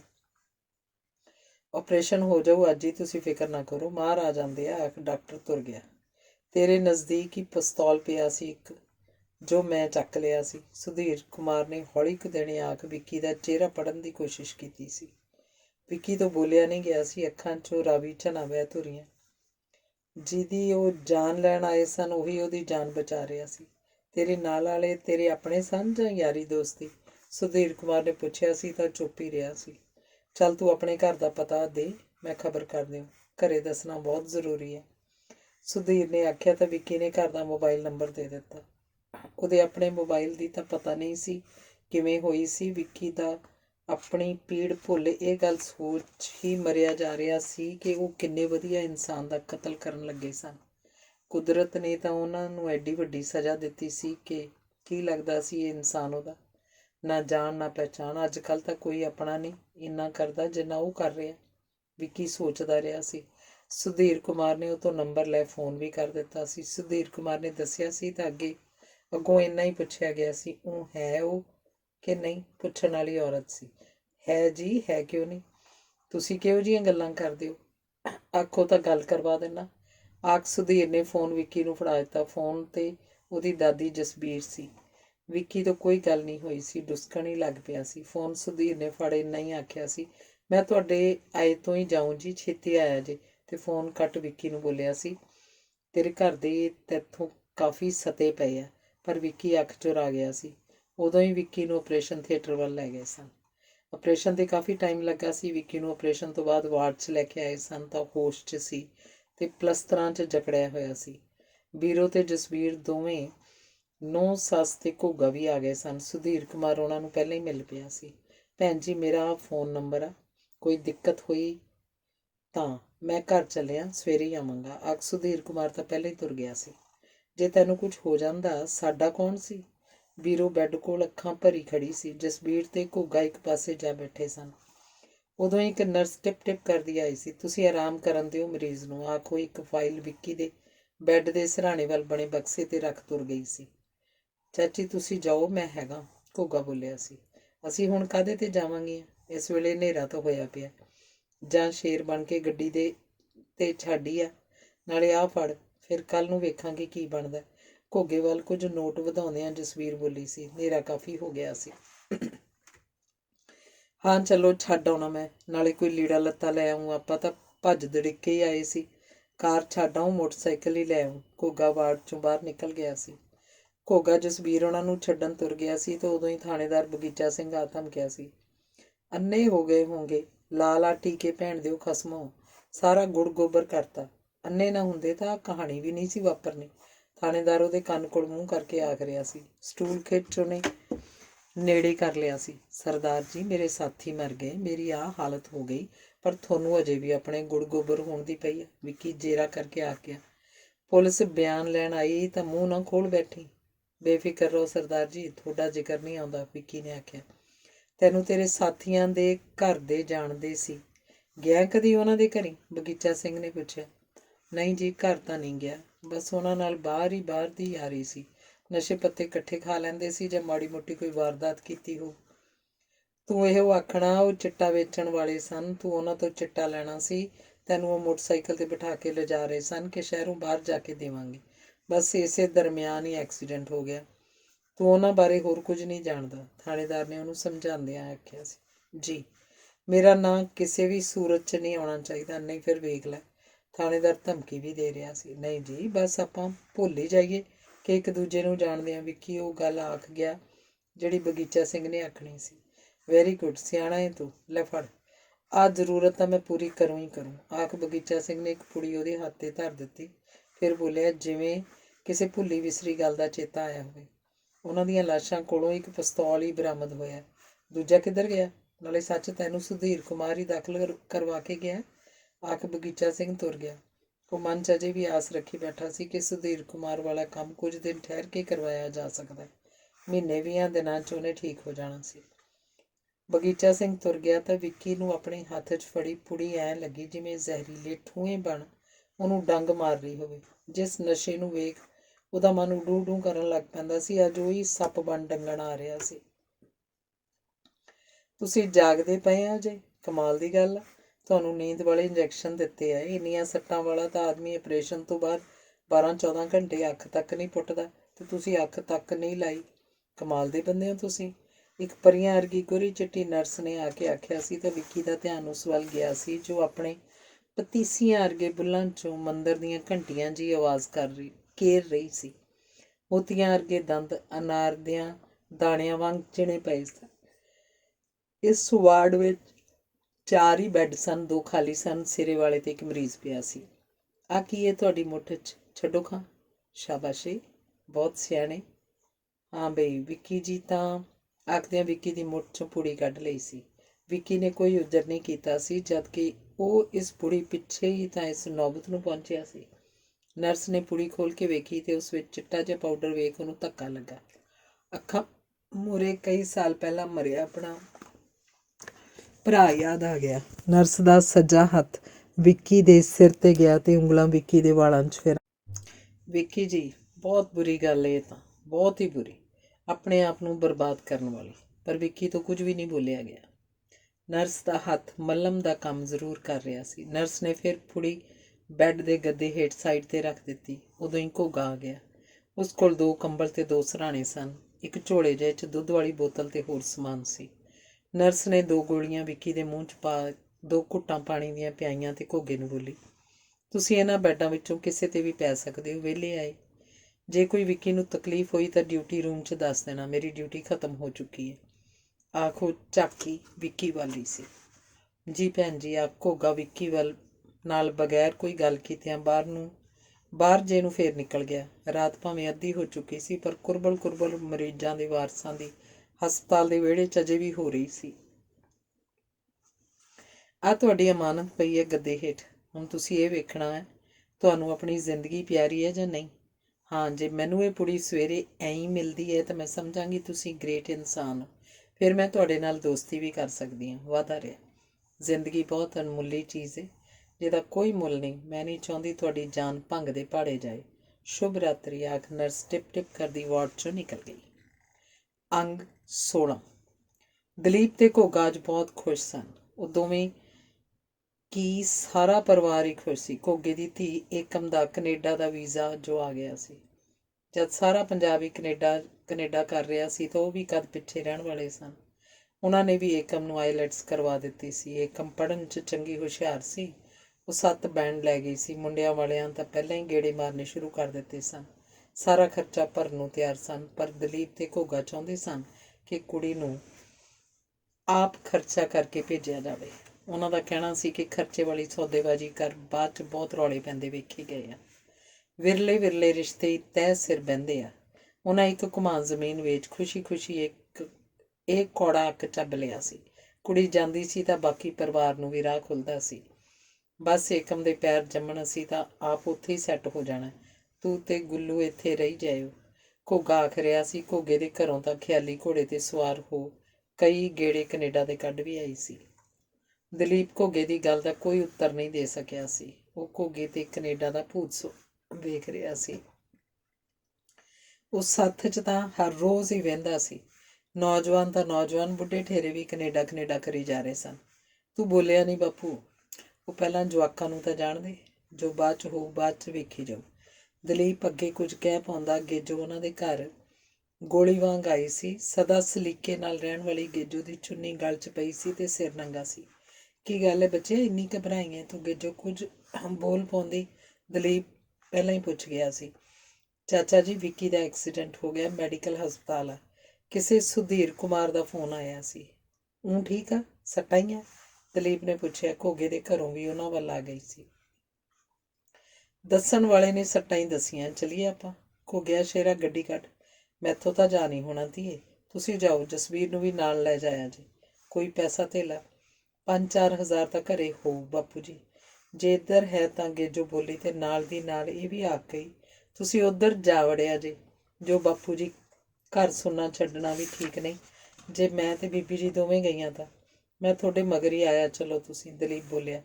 ਘੋਗਾ ਆਪਣੀ ਘਰਵਾਲੀ ਤੋਂ ਬਟੂਆ ਫੜਦਾ ਆਖ ਰਿਹਾ ਸੀ। ਚੱਲ ਆ ਬੈਠ ਭਾਬੀ। ਤੇ ਗੇਜੋ ਕਾਰ ਦੀ ਮਗਰਲੀ ਤਾਕੀ ਖੋਰ ਬੈਠ ਗਈ। ਵਾਹਿਗੁਰੂ ਸੁੱਖ ਰੱਖੀ। ਉਹਦੇ ਦੋਵੇਂ ਹੱਥ ਜੁੜਦੇ ਗਏ। ਦਲੀਪ ਚਰਨ ਕੇ ਘਰੇ ਬੈਠਾ ਆਵਾਜਾਰੀ ਜਿਹੀ ਮਹਿਸੂਸ ਕਰ ਰਿਹਾ ਸੀ। ਉਹਦਾ ਜੀਅ ਕਰਦਾ ਸੀ ਕਿ ਹੌਲੀ ਹੌਲੀ ਘਰ ਨੂੰ ਤੁਰਿਆ ਜਾਵੇ ਤੇ ਪਊਆ ਕ ਦਾਰੂ ਦਾ ਪੀ ਆਵੇ, ਨਾਲੇ ਰੋਟੀ ਬਣ ਗਈ ਹੋਊ ਖਾ ਆਵੇ। ਪਰ ਚਰਨ ਕਾ ਘਰ ਸੁੰਨਾ ਛੱਡਣ ਨੂੰ ਵੀ ਜੀਅ ਨਹੀਂ ਕਰਦਾ ਸੀ। ਉਹ ਆਪਣੀ ਉਮਰ 'ਚ ਹੁਣ ਤੱਕ ਕਈ ਵਾਰ ਚਰਨ ਕੇ ਘਰ ਦੁਖਦੇ ਸੁਖਦੇ ਪਿਆ ਸੀ। ਰਾਣੇ ਦੀ ਮੌਤ ਵੇਲੇ ਵੀ ਤੇ ਚਰਨ ਦੀ ਮੌਤ ਵਾਲੇ ਦਿਨ ਵੀ, ਕਰਤਾਰੇ ਤੇ ਸੰਤੋ ਦੀ ਮੌਤ ਵੇਲੇ ਵੀ, ਸ਼ਾਮੋ ਦੀ ਮੌਤ ਵਾਲੇ ਦਿਨ ਘਰ ਨੂੰ ਆ ਗਿਆ ਸੀ। ਕਿੰਨਾ ਰੱਫੜ ਪਿਆ ਸੀ ਚਰਨ ਦਾ ਸੋਹਣ ਨਾਲ ਸ਼ਾਮੋ ਦੀ ਮੌਤ ਵੇਲੇ। ਸੋਹਣ ਨੇ ਤਾਂ ਚਰਨ ਨੂੰ ਸੀੜੀ ਨੂੰ ਹੱਥ ਲਾਉਣ ਤੱਕ ਨਹੀਂ ਦਿੱਤਾ ਸੀ। ਦਲੀਪ ਦੇ ਉਹ ਦਿਨ ਅੱਖਾਂ ਮੂਹਰੇ ਘੁੰਮਣ ਲੱਗ ਪਏ ਸਨ। ਦਲੀਪ ਸ਼ੇਰ ਬਗਿਆ, ਅੱਜ ਚਰਨ ਤੈਨੂੰ ਪਤਾ ਕੁਝ ਜ਼ਿਆਦਾ ਹੀ ਸਦਮੇ 'ਚ ਉੱਧਰ ਆ ਜਾਈ ਮੇਰਾ ਪੁੱਤ, ਕਰਤਾਰੇ ਨੇ ਆਖਿਆ ਸੀ। ਵੱਡੀ ਰਾਤ ਤੱਕ ਦਲੀਪ ਚਰਨ ਕੋਲ ਕਰਤਾਰੇ ਕੇ ਘਰੇ ਬੈਠਾ ਰਿਹਾ ਸੀ। ਜਦ ਘਰ ਨੂੰ ਆਉਣ ਲੱਗਾ ਸੀ ਤਾਂ ਚਰਨ ਨੇ ਆਖਿਆ ਸੀ, ਘਰੇ ਵੀ ਸੌਂ ਹੀ ਰਹਿਣਾ, ਇੱਥੇ ਪੈ ਜਾ। ਵਿਛਾ ਦੇ ਮੰਜਾ ਜਸਵੀਰ ਬਾਈ ਦਾ ਵੀ। ਘਰੇ ਜਵਾਕ ਕੱਲਿਆ ਯਾਰ, ਤੇਰੀ ਭਰਜਾਈ ਮਾਪੀ ਗਈ ਆ, ਕੱਲ ਦੀ ਮੁੜੀ ਨਹੀਂ, ਜਾਣਦੇ ਮੈਨੂੰ, ਦਲੀਪ ਨੇ ਆਖਿਆ ਸੀ। ਤਾਂ ਫਿਰ ਚਰਨ ਨਹੀਂ ਬੋਲਿਆ ਸੀ। ਸ਼ਾਮੋਂ ਨੂੰ ਐਬ ਜਿਹਾ ਤਾਪ ਚੜ੍ਹਨ ਲੱਗਾ ਕਿ ਫਿਰ ਉਹ ਨਹੀਂ ਠੀਕ ਹੋਈ। ਆਰਾਮ ਕਾਹਦੇ ਨਾਲ ਆਉਂਦਾ? ਦਵਾਈ ਤਾਂ ਦੂਰ, ਕਿਸੇ ਨੇ ਸੁਆਹ ਦੀ ਚੂੰਡੀ ਤੱਕ ਨਹੀਂ ਦਵਾਈ ਸੀ। ਕਈ ਦਿਨ ਤਾਂ ਉਹ ਤੂੜੀ ਵਾਲੇ ਅੰਦਰ ਪਈ ਚੁੱਕੀ ਗਈ। ਫਿਰ ਇੱਕ ਦਿਨ ਭੌਰ ਉਡਾਰੀ ਮਾਰ ਗਿਆ। ਚਰਨ ਬਹੁਤ ਰੋਇਆ ਸੀ। ਆਪਣੀ ਜਨਮਦਾਤੀ ਦੀ ਮੌਤ ਦੀ ਤਾਂ ਸੁਰਤ ਨਹੀਂ ਸੀ। ਸੁਰਤ ਸੰਭਲੀ ਸੀ ਤਾਂ ਆਪਣੇ ਆਪ ਨੂੰ ਸ਼ਾਮੋ ਦੀ ਬੁੱਕਲ 'ਚ ਹੀ ਵੇਖਿਆ ਸੀ। ਅੱਜ ਉਹ ਵੀ ਨਹੀਂ ਰਹੀ ਸੀ। ਨਾਲੇ ਰੋ ਰਿਹਾ ਸੀ, ਨਾਲੇ ਆਪਣੇ ਆਪ ਨਾਲ ਗੱਲਾਂ ਵੀ ਕਰ ਰਿਹਾ ਸੀ। ਹੁਣ ਜੂਨ ਥੋੜ੍ਹੀ ਸੀ ਕੋਈ, ਨਰਕ ਭੋਗੀ ਜਾਂਦੀ ਸੀ। ਕੁੱਤੇ ਤੋਂ ਭੈੜੀ ਜੂਨ ਸੀ, ਖਲਾਸੀ ਹੋਈ। ਸੋਚਦਾ ਉਹ ਰੋ ਪਿਆ ਸੀ। ਪਿੰਡ ਦੇ ਲੋਕਾਂ ਦਾ ਇਕੱਠ ਵੱਧਦਾ ਜਾ ਰਿਹਾ ਸੀ। ਸੰਸਕਾਰ ਦੀ ਤਿਆਰੀ ਹੋਣ ਲੱਗ ਪਈ ਸੀ। ਜਦ ਸ਼ਾਮੋ ਦੀ ਅਰਥੀ ਨੂੰ ਚਰਨ ਮੋਢਾ ਦੇਣ ਲੱਗਾ ਤਾਂ ਸੋਹਣ ਨੇ ਆਪਣੀ ਔਕਾਤ ਵਿਖਾਤੀ ਸੀ। ਲੋਕਾਂ ਨੇ ਸੁਣ ਮੂੰਹ 'ਚ ਉਂਗਲਾਂ ਪਾ ਲਈਆਂ ਸਨ। ਜਦ ਸੋਹਣ ਨੇ ਮੂੰਹ ਖੋਲ੍ਹਿਆ ਸੀ, ਹੱਟ ਪਰੇ ਓਏ, ਹੱਥ ਨਾ ਲਾਈ ਸੀੜੀ ਨੂੰ, ਮਾਂ ਮੇਰੀ ਸੀ, ਤੇਰੀ ਨਹੀਂ। ਤੇਰੀ ਮਾਂ ਤਾਂ ਜ਼ਮਾਨੇ ਦੀ ਝੂਠ ਸੀ, ਉਸ ਝੂਠ ਦਾ ਪਾਪ ਮੇਰੀ ਮਾਂ ਨੂੰ ਹੱਥ ਨਹੀਂ ਲਾ ਸਕਦਾ। ਮਾਂ ਤਾਂ ਮਾਂ ਹੁੰਦੀ ਹੈ ਭਾਈ, ਸਭ ਦੀ ਸਾਂਝੀ ਧਰਤੀ ਮਾਂ ਵਾਂਗ, ਇੱਕ ਸਿਆਣਾ ਬਜ਼ੁਰਗ ਬੋਲਿਆ। ਤਾਂ ਚਰਨ ਹੌਸਲਾ ਕਰਕੇ ਸੀਟੀ ਨੂੰ ਫੇਰ ਹੱਥ ਪਾ ਗਿਆ। ਸੋਹਣ ਨੇ ਉਹਦੇ ਹੱਥ ਵੰਝਾਂ ਨਾਲੋਂ ਤੋੜ ਦਿੱਤੇ। ਹੋਰ ਕੋਈ ਵੇਲਾ ਹੁੰਦਾ ਤਾਂ ਚਰਨ ਚਾਰਾ ਜੋਰੀ ਵੀ ਕਰਦਾ, ਪਰ ਇਹ ਵੇਲਾ ਹੀ ਕਸੂਤਾ ਸੀ। ਲਾਲ ਵੀ ਗਿਰੀਆਂ ਗੱਲਾਂ ਕਰਨ ਲੱਗ ਪਿਆ ਸੀ। ਕਰਤਾਰੇ ਨੂੰ ਤਾਂ ਉਹ ਗਾਲਾਂ ਤੱਕ ਕੱਢ ਗਿਆ ਸੀ। ਭਲਿਓ ਮਾਨਸੋ, ਸੰਸਕਾਰ ਹੋ ਜਾਣ ਦਿਓ, ਆਪਣਾ ਗੁੱਬ ਗਵਾਟ ਫੇਰ ਕੱਢ ਲਿਆ ਜੇ। ਮਰਨ ਵਾਲੀ ਦੀ ਰੂਹ ਕੀ ਸੋਚਦੀ ਹੋਊ? ਕਿਸੇ ਨੇ ਲਾਹਨਤ ਪਾਈ ਸੀ। ਰੂਹ ਇੱਥੇ ਕਿੱਥੇ ਹੋਊ? ਉਹ ਤਾਂ ਇਹਨਾਂ ਕੰਜਰਾਂ ਤੋਂ ਖਹਿੜਾ ਛਡਾ ਐਂ ਭੱਜੀ ਹੋਊ। ਪਿੱਛੇ ਭੌਂਕੇ ਨਹੀਂ ਵੇਖਿਆ ਹੋਣਾ। ਭੀੜ 'ਚੋਂ ਕੋਈ ਬੋਲਿਆ ਸੀ। ਸਹੀ ਗੱਲ ਆ ਭਾਈ, ਇਸ ਗੱਲ 'ਚ ਕੀ ਝੂਠ ਆ? ਗੱਲਾਂ ਹੁੰਦੀਆਂ ਰਹੀਆਂ। ਅਰਥੀ ਸਿਵਿਆਂ 'ਚ ਲਿਜਾਈ ਗਈ। ਸੰਤੋ ਰੋਂਦੀ ਧਾ ਨਹੀਂ ਧਰਦੀ ਸੀ। ਹੋਰ ਔਰਤਾਂ ਵੀ ਰੋਂਦੀਆਂ ਸਨ। ਕਰਮੋ ਨੇ ਵੀ ਅੱਖਾਂ ਨੂੰ ਥੁੱਕ ਲਾ ਪੱਟਾਂ ਦੇ ਹੱਥ ਮਾਰੇ ਸਨ। ਸੰਸਕਾਰ ਤੋਂ ਬਾਅਦ ਗੁਰਦੁਆਰੇ ਜਾ ਕੇ ਅਰਦਾਸ ਕਰਵਾਈ। ਅਰਦਾਸ ਤੋਂ ਬਾਅਦ ਚਰਨ ਹੋਣੀ ਚਾਰੇ ਜਣੇ ਘਰ ਨੂੰ ਆ ਗਏ। ਜਸਵੀਰ ਗੁੰਮ ਸੁੰਮ ਜਿਹੀ ਹੋਈ ਘਰ ਦੇ ਕੰਮੀ ਕਾਰੀ ਆ ਲੱਗੀ। ਫੁੱਲ ਚੁਗਣ ਤੋਂ ਬਾਅਦ ਲਾਲ ਤੇ ਸੋਹਣ ਪਾਠ ਰਖਵਾ ਘਰੇ ਨਹੀਂ ਖੜੇ ਸਨ। ਉਹਨਾਂ ਦੇ ਘਰ ਦਾ ਤਾਂ ਬਹਿਣ ਵਾਲਿਆਂ ਨੂੰ ਰੁੱਖ ਕੀਤਾ ਹੀ ਨਹੀਂ ਸੀ। ਕਰਮੋ ਨੇ ਤਾਂ ਬੂਹਾ ਢੋ ਲਿਆ ਸੀ। ਸੱਥਰ ਕਿਹਨੇ ਵਿਛਾਉਣਾ ਸੀ? ਲੋਕ ਕਰਤਾਰੇ ਕੇ ਘਰ ਹੀ ਬਹਿਣ ਆਉਂਦੇ। ਸੰਤੋ ਬੁੜੀਆਂ 'ਚ ਬੈਠੀ ਰਹਿੰਦੀ। ਲੋਕ ਕਰਤਾਰੇ ਤੇ ਚਰਨ ਬੁਰੀ ਹੋਈ ਆਖ ਮੋੜ ਆਉਂਦੇ। ਲਾਲ ਤੇ ਚਰਨ ਤਾਂ ਘਰੇ ਸ਼ਰਾਬੀ ਹੋਏ ਆਉਂਦੇ ਸਨ। ਗੁਰੂ ਗ੍ਰੰਥ ਸਾਹਿਬ ਜੀ ਦੀ ਹੁੰਦੀ ਬੇਅਦਬੀ ਵੇਖ ਗ੍ਰੰਥੀ ਸਿੰਘ ਸਬਰ ਦੀ ਘੁੱਟ ਭਰ ਕੇ ਹੀ ਰਹਿ ਜਾਂਦਾ ਸੀ। 10ਵੀਂ ਤੇ ਭੋਗ ਪਿਆ। ਸ਼ਾਮੋਂ ਇੱਕ ਕਹਾਣੀ ਬਣ ਕੇ ਰਹਿ ਗਈ। ਸੋਹਣ ਨੇ ਪਿੰਡ ਦੀਆਂ ਮਾਵਾਂ ਧੀਆਂ ਦਾ ਘਰੋਂ ਨਿਕਲਣਾ ਬੰਦ ਕੀਤਾ ਹੋਇਆ ਸੀ। ਉਹ ਤੋਂ ਡਰਦੀਆਂ ਮਾਵਾਂ ਆਪਣੀਆਂ ਜਵਾਨ ਧੀਆਂ ਨੂੰ ਖੇਤ ਬੰਨੇ ਨਹੀਂ ਘੱਲਦੀਆਂ ਸਨ। ਉਹ ਤਾਂ ਹਲਕਿਆ ਫਿਰਦਾ ਸੀ। ਹਲਕੇ ਕੁੱਤੇ ਦਾ ਕੀ ਭਰੋਸਾ, ਕਿਹਨੂੰ ਦਾੜ ਜਾਵੇ। ਉਹ ਤਾਂ ਕੁੱਤੇ ਨਾਲੋਂ ਵੀ ਗਿਆ ਗੁਜ਼ਰਿਆ ਸੀ। ਕੁਝ ਦਿਨ ਪਹਿਲਾਂ ਹੀ ਉਹ ਦਲੀਪ ਕੇ ਘਰੇ ਜਾ ਵੜਿਆ ਸੀ। ਭੁੱਲ ਗਿਆ ਸੀ ਕਿ ਦਲੀਪ ਨਾਲ ਤਾਂ ਡਾਂਗ ਖੜਕੀ ਸੀ। ਦਲੀਪ ਦੀ ਭਾਣਜੀ ਦਲੀਪ ਕਿਆਂ ਕੋਲ ਹੀ ਰਹਿੰਦੀ ਸੀ। ਦਲੀਪ ਤੇ ਉਹਦੇ ਘਰ ਨਹੀਂ ਸਨ। ਜਵਾਕ ਸਕੂਲ ਗਏ ਸਨ। ਭਾਣਜੀ ਇਕੱਲੀ ਘਰੇ ਸੀ। ਸੋਹਣ ਅੱਗਾ ਪਿੱਛਾ ਵੇਖ ਘਰੇ ਵੜ ਗਿਆ ਸੀ। ਕੁੜੀ ਨੇ ਜਿਵੇਂ ਤਿਵੇਂ ਭੱਜ ਭਜਾ ਕੇ ਆਪਣੀ ਇੱਜ਼ਤ ਬਚਾ ਲਈ ਸੀ। ਬਦਨਾਮੀ ਤੇ ਕਲੇਸ਼ ਦੇ ਡਰੋਂ ਕਿਸੇ ਕੋਲ ਭਾਫ ਨਹੀਂ ਕੱਢੀ ਸੀ। ਆਪਣਾ ਮੂੰਹ ਸਿਉਂ ਹੀ ਲਿਆ ਸੀ। ਸੋਚਿਆ ਸੀ ਜੇ ਮਾਮੇ ਦਲੀਪ ਦੇ ਕੰਨੀ ਗੱਲ ਪੈ ਗਈ ਤਾਂ ਕਤਲ ਹੋ ਜਾਣਗੇ, ਬਦਨਾਮੀ ਵੱਖ ਹੋਊ। ਇਹ ਸੋਚ ਹੀ ਕੁੜੀ ਚੁੱਪ ਕਰ ਗਈ। ਕੱਦੀ ਸਿਆਂ ਜਿਹੜੀ ਤੇਰੇ ਗੁਆਂਢ ਪਾਲੀ ਦੀ ਕੁੜੀ ਆ, ਉਹਨੂੰ ਵਰਗਲਾ ਕੇ ਲਿਆ ਕਿਸੇ ਬਹਾਨੇ, ਫੇਰ ਮੰਨਾਂ ਮੈਂ ਤੈਨੂੰ। ਸੋਹਣ ਨੇ ਇੱਕ ਦਿਨ ਕੱਦੀ ਨੂੰ ਆਖਿਆ ਸੀ। ਕਈ ਸਾਲ ਪਹਿਲਾਂ ਪਾਲਾ ਕਿਸੇ ਹੋਰ ਪਿੰਡੋਂ ਆ ਕੇ ਇੱਥੇ ਵਸ ਗਿਆ ਸੀ। ਪਾਲੀ ਕੀ ਕੰਧ ਕੱਦੀ ਕਿਆਂ ਨਾਲ ਲੱਗਦੀ ਸੀ। ਪਾਲਾ ਸੀਰ ਸੱਪਾ ਲੈ ਲੈਂਦਾ, ਉਹਦੇ ਘਰ ਵਾਲੀ ਅਧਿਆਰੇ 'ਤੇ ਲੈ ਕੇ ਕੋਈ ਨਾ ਕੋਈ ਝੋਟੀ ਪਾਲ ਲੈਂਦੀ। ਉਹ ਆਪ ਪੱਠੇ ਖੋਤਣ ਜਾਂਦੀ, ਜਿੰਨਾ ਵੀ ਹੁੰਦਾ ਲੋਕਾਂ ਦੀਆਂ ਨਜ਼ਰਾਂ ਤੋਂ ਰੱਜੋ ਨੂੰ ਲੁਕੋ ਕੇ ਰੱਖਦੀ।